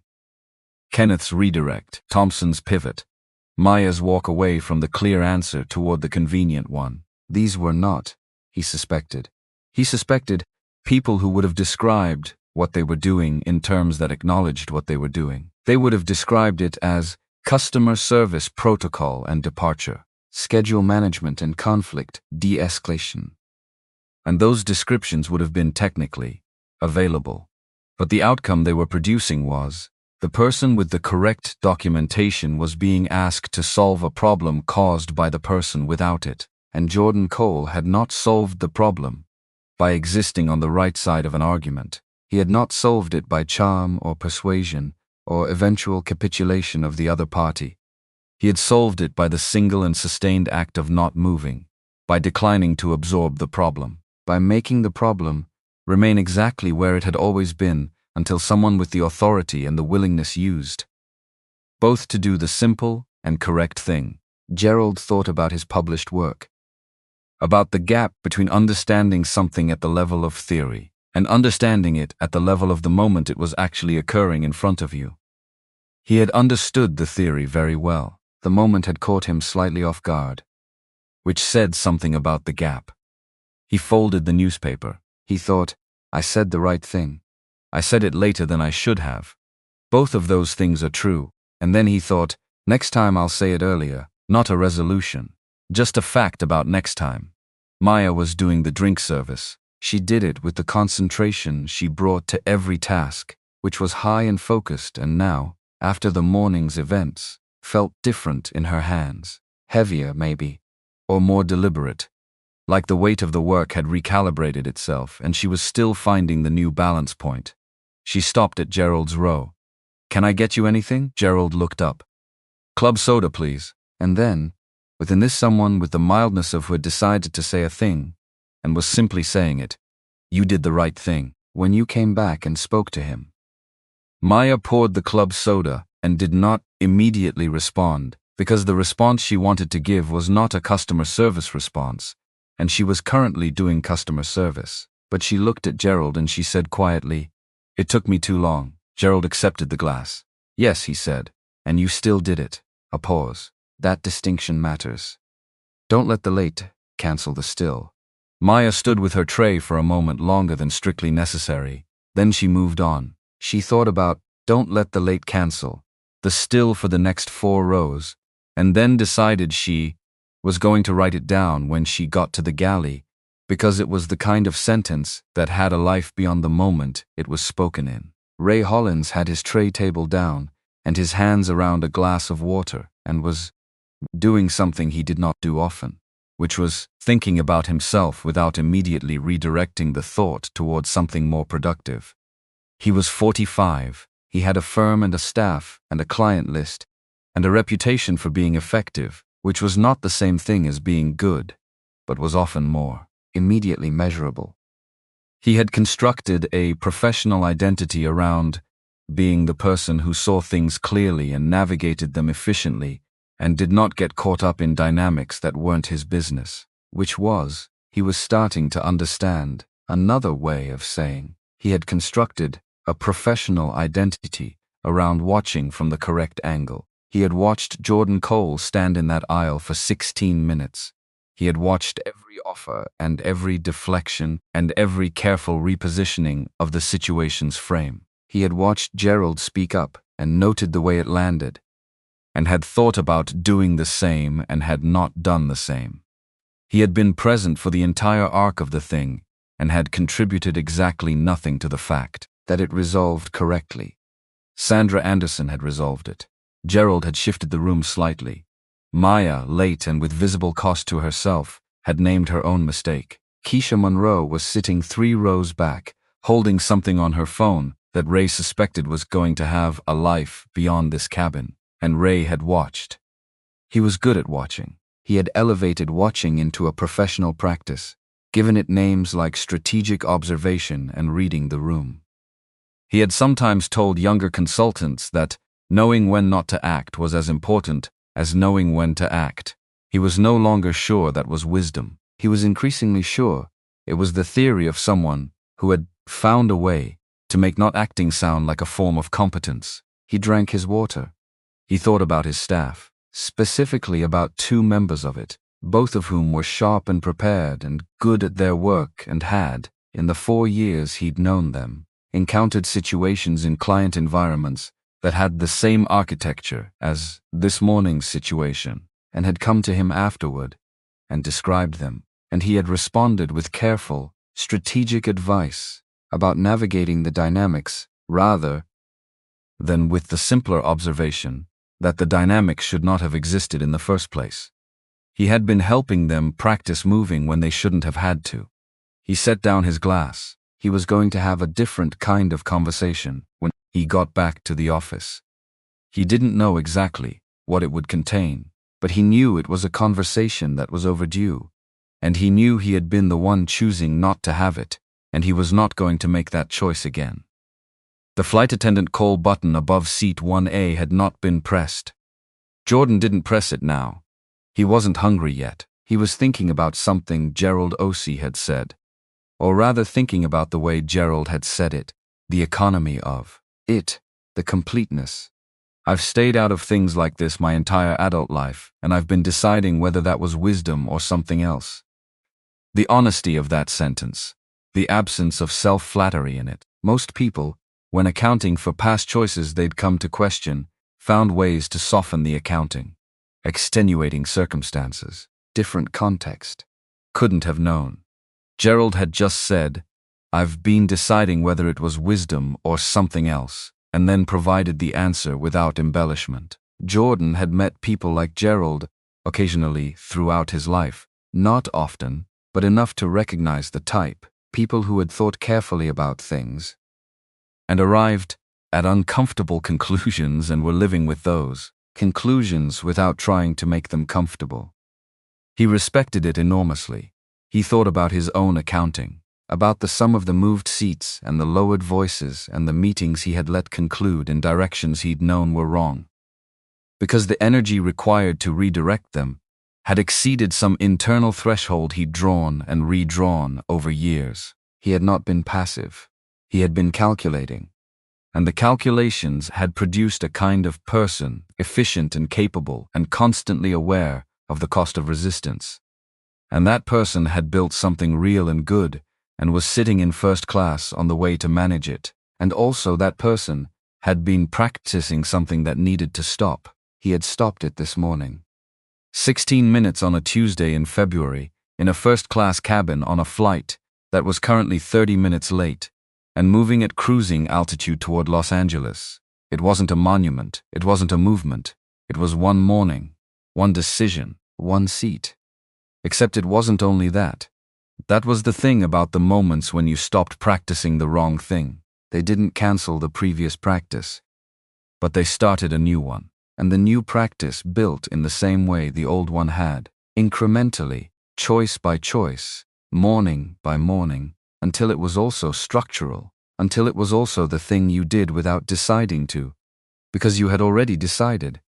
He was starting a new practice. He looked out the window at the cloud cover and the blue above it, and the sunlight that existed up here in a way that was completely indifferent to everything happening below it.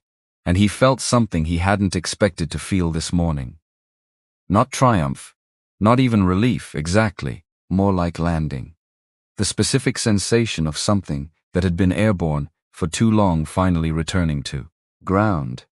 The moment Keisha Monroe had been not thinking about since she started recording found her somewhere over Missouri, which she knew because the flight map on the screen in front of her showed the plane's position as a small icon moving across the middle of the country, with the cheerful indifference of all flight tracking technology. She looked at her phone. 6 minutes and 40 seconds. She had watched it twice now. The first time in the urgency of the moment, checking what she had, making sure it was clear. The second time slowly, looking at the things the urgency had caused her to miss. What she had missed the first time, the way Ray Hollins had kept not quite watching. The way the couple with the shared headphones had removed them, but not looked up. The way the ambient silence of the cabin, during the peak of the confrontation, was not an absence of attention, but a very specific form of it, directed and held and deliberately formatted to avoid accountability. She had 17 years of experience looking at images and thinking about what they meant, and the footage on her phone was about several things at once. It was about Jordan and Diana and the specific sequence of the seat dispute, but it was also, if you looked at the corners, about the rest of the cabin, about the architecture of collective witness, about the way a room full of people who had clearly seen something and understood something about it had found ways to position themselves as not quite present. She was a photographer. She thought in frames, and the frame she kept returning to was not the one that showed Jordan standing and Diana seated and Kenneth pivoting. The frame she kept returning to was the one that showed Gerald Ossie with his newspaper folded and Ray Hollins with his laptop closed and the empty aisle around Jordan at the moment when Sandra Anderson's footsteps became audible on the jet bridge. The moment before rescue. The moment that showed, in ordinary light, what a room looked like when it had chosen its position. She had been planning, vaguely, to post the footage when she landed. That had been the default plan. Land, find the clearest clip, add context, post. It was what you did with something like this. The architecture of the response was already familiar, before she'd even decided to build it. But she was a photographer, not a journalist, and the thing she was best at was deciding what the picture was actually of before she committed to showing it. And the more she looked at the footage, the more she thought the picture was not about what she'd initially thought it was about. The picture was not about Jordan winning. The picture was about what winning had required. Those were different pictures. One of them was satisfying. One of them was useful. She was increasingly interested in useful. Anderson had her laptop open in the jump seat, behind the forward galley curtain, handling the incident documentation with the same precision she brought to operational reviews, which was thorough, specific, without editorial inflation. She wrote what happened. She wrote what decision was made, and by whom and on what basis. She wrote the outcome. Then she wrote the recommendations. The recommendations were not dramatic. They were structural. Revised training protocol for seat assignment disputes in first class, with specific attention to the difference between conflict resolution and dispute erasure. Updated guidance on corporate account notation review during active passenger incidents. A review of escalation pathways for disputes involving Tier 1 account holders. And then she added a fourth recommendation, which she wrote last and which had nothing to do with corporate accounts or tier designations or training modules. She wrote, review of implicit bias in passenger assessment and conflict direction. Specifically, the documented tendency to direct resolution toward the passenger who presents as less settled rather than the passenger whose documentation is incorrect. She read it back. It was accurate. It was also the kind of thing that produced uncomfortable meetings. She had sat in enough of those meetings to know the specific quality of the discomfort, the defensiveness, the concern about language, the arguments that the pattern she was describing was not a pattern but a series of individual judgment calls that happened to share a shape, and she had learned, in 30 years of professional life, that the meetings were necessary, regardless of the quality of the discomfort they produced. She sent the document. She closed the laptop. She thought about Jordan's words and the precise thing they had identified. The cost of the accumulated movement, the way each step away from the right position, was also a lesson that the position could be moved from. And the way the lesson, practiced long enough, stopped feeling like a lesson and started feeling like the truth. She was going to cite that in the meeting, not as anecdote, as analysis. At 9:43 a.m. local time, United 412 began its descent into Los Angeles. The announcement was standard: seat backs forward, tray tables up, carry-on items secured. Thank you for flying United. The cabin made the small adjustments that cabins made for landing, the tucking in of things, the rearranging of posture, the return from wherever people had been for the last 2 hours to the more immediate geography of a plane approaching the ground. Jordan felt the descent begin the way he always felt it, a shift in pressure and angle, the slight forward lean of the plane against the air as the engines adjusted, the distant crinkle of the city grid becoming visible through the cloud breaks below. Los Angeles from above looked the way it always looked, immense and various and faintly unreal, the particular sprawl of a place that had never had to decide what shape to be. He had a meeting at noon.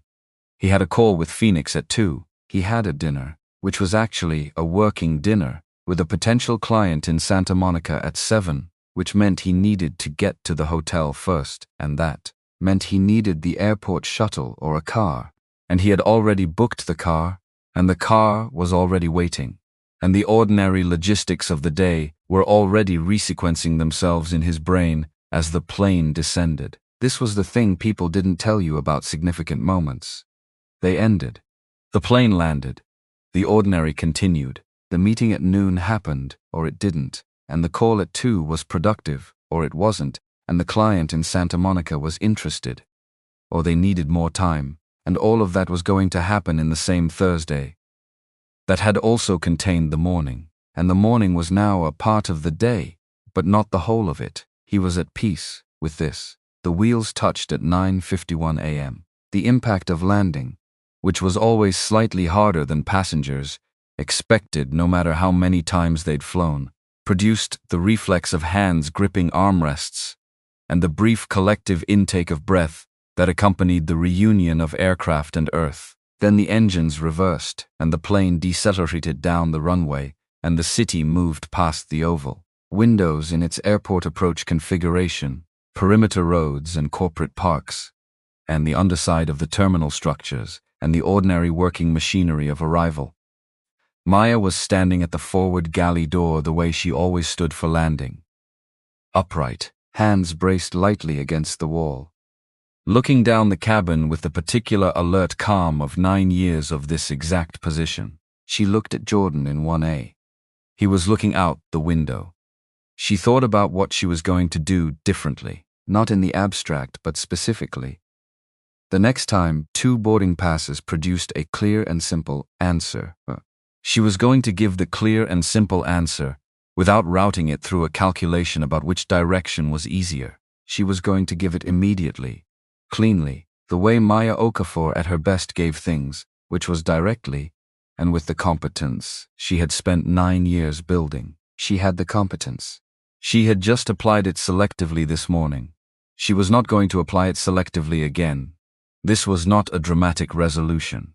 It was a quiet one, the kind that occurred in the specific internal geography of a flight attendant standing in a galley door as a plane decelerated in Los Angeles, visible to no one, significant to the person having it. Those were, she had always believed, the resolutions that lasted. Diana Reeves unfastened her seatbelt at the chime. She stood, retrieved her bag from the overhead bin with the practiced efficiency of a frequent traveler, and stood in the aisle with the particular quality of stillness that existed after you had spent 2 hours and 19 minutes in a conversation with yourself that hadn't gone the way you'd expected. She was 3 rows behind Jordan. She could see the back of his head, the unremarkable jacket, the carry-on, visible on the seat beside him as he waited for the aisle to clear. The same habit she had observed in him before, waiting for the rush to pass. She had not spoken to him since the cabin. She thought about the words she had almost said over Missouri. When the cocktail service came through and she had looked at the back of his seat and thought about getting up and walking forward and saying something. She had composed something, internally, several times. Each version had started with an apology and ended with an explanation, and had, on examination, been more about making herself feel better than about saying anything he needed to hear. So she hadn't walked forward, but now the plane was at the gate, and the door was opening, and people were filing out in the patient queue of deplaning, and she was 3 rows back, and in 40 seconds she was going to pass seat 1A. She decided, with the practical efficiency of a woman who had built a career on knowing when the moment was, she would say one thing. Not an apology that explained itself, not a preamble that softened the real sentence, just the one thing. The aisle moved. She moved with it. She reached 1A. Jordan was still seated, still waiting. He looked up when she stopped, not expectantly, just aware. Diana held her bag in both hands and said, clearly and without decoration, I didn't see you. When I looked up, I looked and I didn't see you. A breath. I'm not giving you an explanation for that. I'm just telling you that I know it happened. Jordan held her gaze. Seconds passed. Not uncomfortable seconds, exactly, but honest ones. Thank you, he said. His voice was level, the way it had been level all morning, for saying it as what it is rather than what you wanted it to be. Diana stood with that for a moment, then she nodded once, compact and complete, and moved past him down the aisle. And this was the final climax of the morning. Not the arrival of Anderson. Not Diana moving to 2C, not the phone call or the system alert or the incident report or any of the visible structural corrections. This, 2 people in a deplaning aircraft, one of them choosing deplaning aircraft, one of them choosing to name something plainly and one of them choosing to receive it plainly. Both of them carrying the full weight of what the morning had been without softening it into something easier. The cabin had witnessed the easy version of the resolution hours ago. The harder version was here, in the aisle, lasting approximately 11 seconds. Keisha Monroe was 4 people behind Diana in the deplaning queue. She watched the exchange at 1A from a distance. That was not quite close enough to hear the words, but close enough to see the shape of them. Diana stopping. Jordan looking up, the quality of the silence. Diana moving on. She had her phone in her pocket. She had made a decision over Missouri that she hadn't finalized and had finalized somewhere over the San Gabriel Mountains when the city came into view, and she had looked at the footage one more time and understood what she had. She had evidence of a system, and she had evidence of a man, and she had evidence of a room full of people who had been somewhere on the spectrum between participant and witness to everything that connected those 2 things. The footage was real, and it was clear, and it showed something that happened and something that it meant. And what she had decided was that the footage was going to become something other than an upload.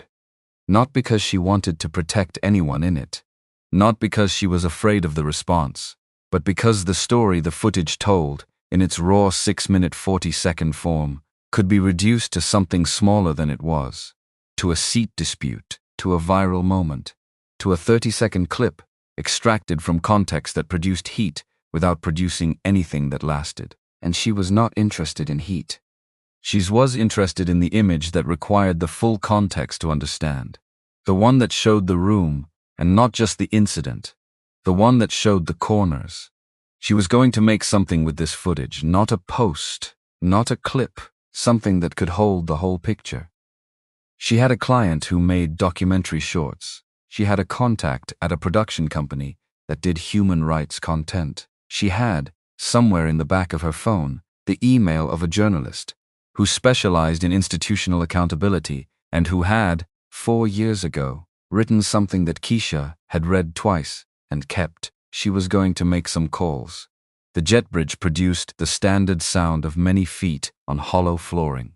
The particular hollow sound that meant arrival and transition and the end of the container that had held this particular collection of people for 2 hours and 19 minutes. They were becoming individuals again, filtering back into the separate streams of their own purposes, the meetings and the hotel rooms and the connections and the waiting cars. Jordan walked off the plane at 10:04 a.m. The terminal was LAX at mid-morning, which meant busy in the specific way that LAX was always busy. which was vast and slightly chaotic and completely indifferent to any individual story happening within it. Carts and rolling bags and gate announcements, and the smell of airport coffee, and the particular light of a California morning coming through the terminal glass, bright and without the gray weight of Chicago. He called Rebecca Sanchez from the escalator. It's handled, no preamble, the information clean. Anderson came to the gate. Incident reports filed. Tuesday meeting is still on. Rebecca's voice had the quality of someone who had spent the morning waiting for this call, while also managing 17 other things. I know. She called me at 8:40. A pause. Jordan, are you okay? He thought about the question. The real version of it. Yeah, he said, and then after a moment, I'm better than okay. I'm the version of okay that happens after you stop doing something you've been doing too long. Silence on the line. The kind that meant she was deciding whether to say the thing she was thinking. She said it. You've been a pain in my ass since the day you hired me. You know that? He laughed. Actually laughed the first time his face had done that since 6:45 a.m. I know. Go eat something. You sound like you've been running on principle for 4 hours. 2 hours 40 minutes. Still, he stepped off the escalator, joined the flow toward baggage claim, where his checked bag was not, because he hadn't checked a bag, and then corrected for the ground transportation exit, which was where his car was. He pocketed his phone. Anderson texted him from somewhere in the terminal. He read it walking. The text was brief and specific. Monday 9 a.m. she was convening a working group to discuss the recommendations from the incident report. She was not asking him to attend. She was informing him that it was happening and that the output of the meeting would be shared with him. As a courtesy and as accountability, he wrote back, good. One word. She wrote back, I meant what I said about the training. He thought about that for a moment. Then wrote, make sure the training is about what the institution does, not about what individuals should endure better. 3 seconds. Her response, that's the whole thing, isn't it?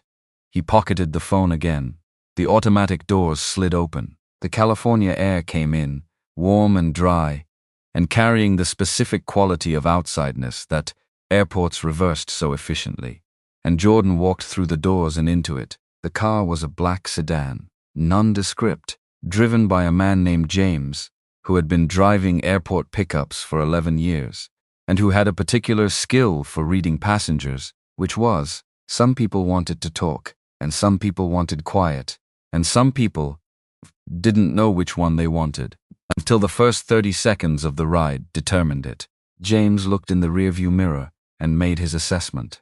Quiet. He pulled into traffic without speaking, and Jordan sat in the back seat and looked out the window at the 105 joining the 110 and the Los Angeles freeway system doing what it always did, which was too much at once, moving and stopped and moving again, the specific rhythm of a city that had long ago accepted that motion was going to be intermittent and had built its culture around the intervals. He thought about Kenneth Lee, who was going to spend the weekend knowing that Monday was coming. He did not feel satisfaction about this. He felt the particular complicated non-feeling of someone who had not wanted consequences for or anyone, but had refused to prevent them by absorbing them himself. Consequences were the consequences. They belonged to the decisions that had produced them. He was not responsible for what happened to Kenneth Lee. He was responsible for what happened to Jordan Cole. He thought about Thompson, who had not been a cruel man or a prejudiced man. In any way, Thompson would have recognized those terms, but who had managed a 16-minute situation by making the same miscalculation twice, and then a third time with more authority behind it. Thompson was going to file an incident report and go home and fly a route to Denver tomorrow, and be, probably, slightly more careful in the future about confirming what he thought he knew before he decided what to do about it. That was a small outcome. It was also a real one. He thought about Maya. Maya he thought about differently, because Maya had come back. She had made a wrong decision, and she had spent approximately 8 minutes in a galley understanding it, and then she had come back into the cabin and named it, quietly and specifically, to the person it had affected. She had not performed it for the room. She had not made it about herself. She had said the simple thing, I knew, and I didn't act, and that was wrong. There was a version of wisdom in that. That was harder than doing the right thing initially. Doing the right thing initially was better, always. Unambiguously better, but the wisdom of returning to a thing you'd gotten wrong and naming it without self-serving decoration, that was a different and less common skill. He hoped she had something to do with the training Anderson was building. He thought she might be the person who made it work. Diana's car arrived at her hotel in Westwood at 10:47 a.m. She had a meeting at noon, a presentation she had prepared for 3 weeks. Her client was the West Coast marketing director of a consumer goods company, and the presentation was good. She knew it was good. She had refined it past the point where it needed refining, and into the realm where the additional refinement was anxiety management rather than quality improvement. She went to her room and set her bag on the bed and stood at the window for a while. The view was West LA, which was palms and low buildings, and the distant smudge of the ocean if you looked at exactly the right angle, which she did, and found the ocean, and looked at it. She was not going to be a different person by Tuesday. She knew this. The accounting she had done on the plane did not produce an instant renovation of the person doing the accounting. What it produced was awareness, the uncomfortable, unignorable awareness of a mechanism that had been running unexamined. But awareness was where it started, the only place it could start. She had spent her career telling junior marketers that insight without action was just observation. The action this insight required was not dramatic. It was not a press release or a pledge or an announcement of any kind. It was smaller than that and longer than that. It was the next time she looked at a person. She was going to wait before she concluded. She was going to hold the space between looking and knowing open a little longer than the mechanism wanted to hold it. That was all. That was a great deal. She opened her laptop and pulled up the presentation and made 3 small edits that had been nagging at her since Denver, and they were the right edits, and the presentation was better for them. And at 11:15 she put on her jacket and took the elevator down and got in a cab and went to do her job. Gerald Osei had no meetings. He was retired, which meant his afternoon was structurally identical to his morning, which was available. He had flown to LA to have lunch with a former colleague who was now at UCLA, and the lunch was not until 1, and he had taken the bus from the airport, which was the kind of thing he did now that he was retired and had no one scheduled to align with but his own, and the bus had taken him through neighborhoods he hadn't seen in years, and deposited him near the 3rd Street Promenade, where he was now sitting at an outdoor table with a coffee and the Los Angeles sun, doing what Los Angeles sun did in February, which was existing at precisely the temperature that felt like an apology for every other city's winter. He was thinking about the chapter, specifically the one about institutional habit and individual judgment, and the way the former clothed itself in the language of the latter until they were indistinguishable from the inside. He had always been proud of that chapter. He thought it was the best work in the book.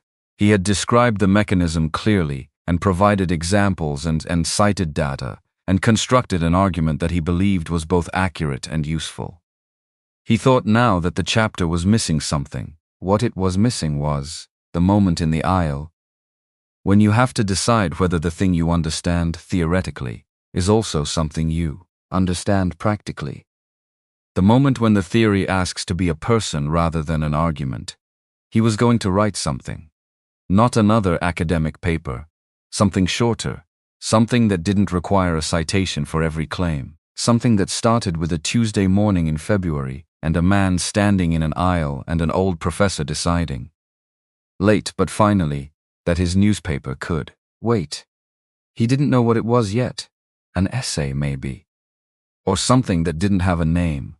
He opened the Notes app on his phone and typed, the difference between understanding something and being willing to be the person who knows it. Then he put the phone down and drank his coffee and let the February sun continue its improbable warmth, and thought about how to say the rest. Ray Hollins was in his rental car in the Hertz lot at LAX, engine running, hands on the wheel, not yet driving. He was going to call his office when he drove out. He was going to talk to 2 specific members of his staff. He had not yet determined exactly what he was going to say, but he had determined the structure of it, which was, I want to know how things have been for you here, not the performance review version, the real version. And I want to hear it without defending the institution while I'm hearing it. That was the start. He didn't know what came after the start, but he knew that you couldn't know what came after until you had started, and he had been not starting for long enough. He put the car in drive, and Jordan was 20 minutes from his hotel. James was navigating the 110 with the expertise of someone who had made peace with Los Angeles traffic rather than fighting it, which was the only sustainable approach. The city moved past the windows in its mid-morning configuration. Billboards and overpasses and the specific industrial to residential gradient that marked the transition from airport proximity to actual city. Jordan was thinking about something Diana had said. Not to him. She hadn't said much to him in total. 2 exchanges of substance, and the one in the deplaning aisle that was 3 sentences and 1 truth. But earlier, she had said, I didn't see you. And she had said it as what it was. Not as I misread the situation or I made a mistake about the seat assignment. She had said she had looked and not seen. He had received that the way it was given, without amelioration, without performing forgiveness he didn't yet have, without letting her off a hook that was hers to deal with. He had said thank you for saying it as what it is, because that was the true thing, the thing he actually felt.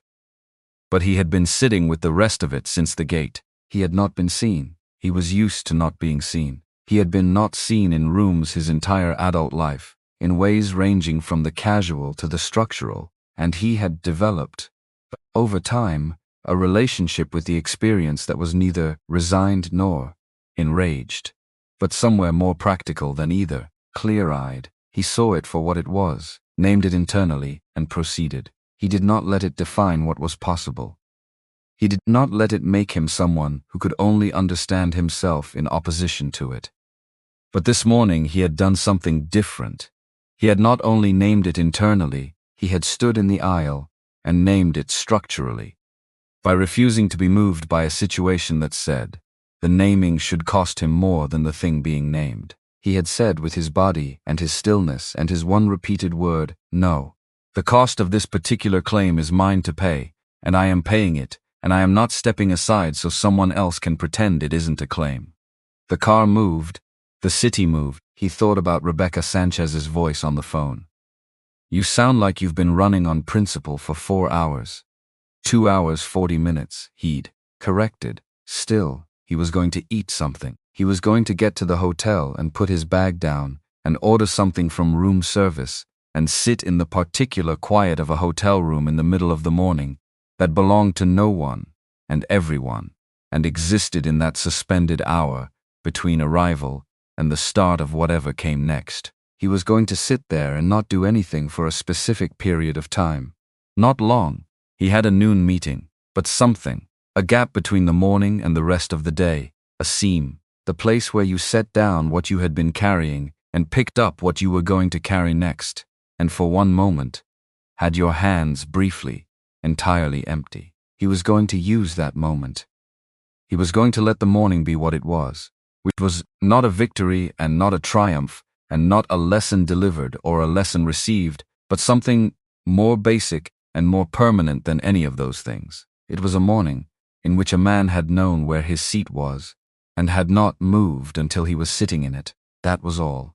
And also that was everything. The car turned north onto the surface streets, away from the freeway, into the particular residential stretch that preceded the hotel district, and Jordan Cole looked out at the palm trees and the ordinary houses, and the California sky enormous and blue overhead, and he felt the seam arriving. Almost there. Almost there. Keisha Monroe made the first of 3 calls at 10:23 a.m. from the terminal at LAX. The first call was to the documentary producer. The second was to the journalist. The third was to the contact at the production company, which she left as a voicemail because he was in a meeting until noon. All 3 calls contained the same essential information, 6 minutes and 40 seconds. First class, a man who did not move, the architecture of a room that had watched. She did not call it a viral moment. She called it what I think might be the beginning of something. All 3 of them called back within the hour. By 11 a.m., the cabin of United 412 had been cleaned and reset. New glasses in the holders, new headrests on the seats, fresh amenity kits in the seat pockets, the smell of whatever cleaner the ground crew used, chemical and brief, already fading back to the ambient smell of first class, which was neutral and vaguely expensive. Seat 1A was empty. It had the same cream leather, the same adjustment mechanisms, the same oval window, with the same view of whatever gate it was pointed at, which was currently a different gate, and therefore a different view, the backs of the terminal and the curve of the taxiway, and another plane being pushed backward by a tractor, with the deliberate slowness of a thing being careful. The seat did not remember, but the morning had happened. It was filed in reports and incident documentation, and the memory of 14 passengers and 3 crew members, and a SVP who was going to build something from it. It was on a phone in the jacket pocket of a woman who was in the back of a taxi heading toward a production meeting. It was in the notes app of a retired economist. It was in the specific way a flight attendant was going to approach the next seat dispute she encountered. It existed in the particular form that real things existed in after they were over, which was not as themselves but as their effect. Still, present, moving. The way things moved when they had started somewhere true.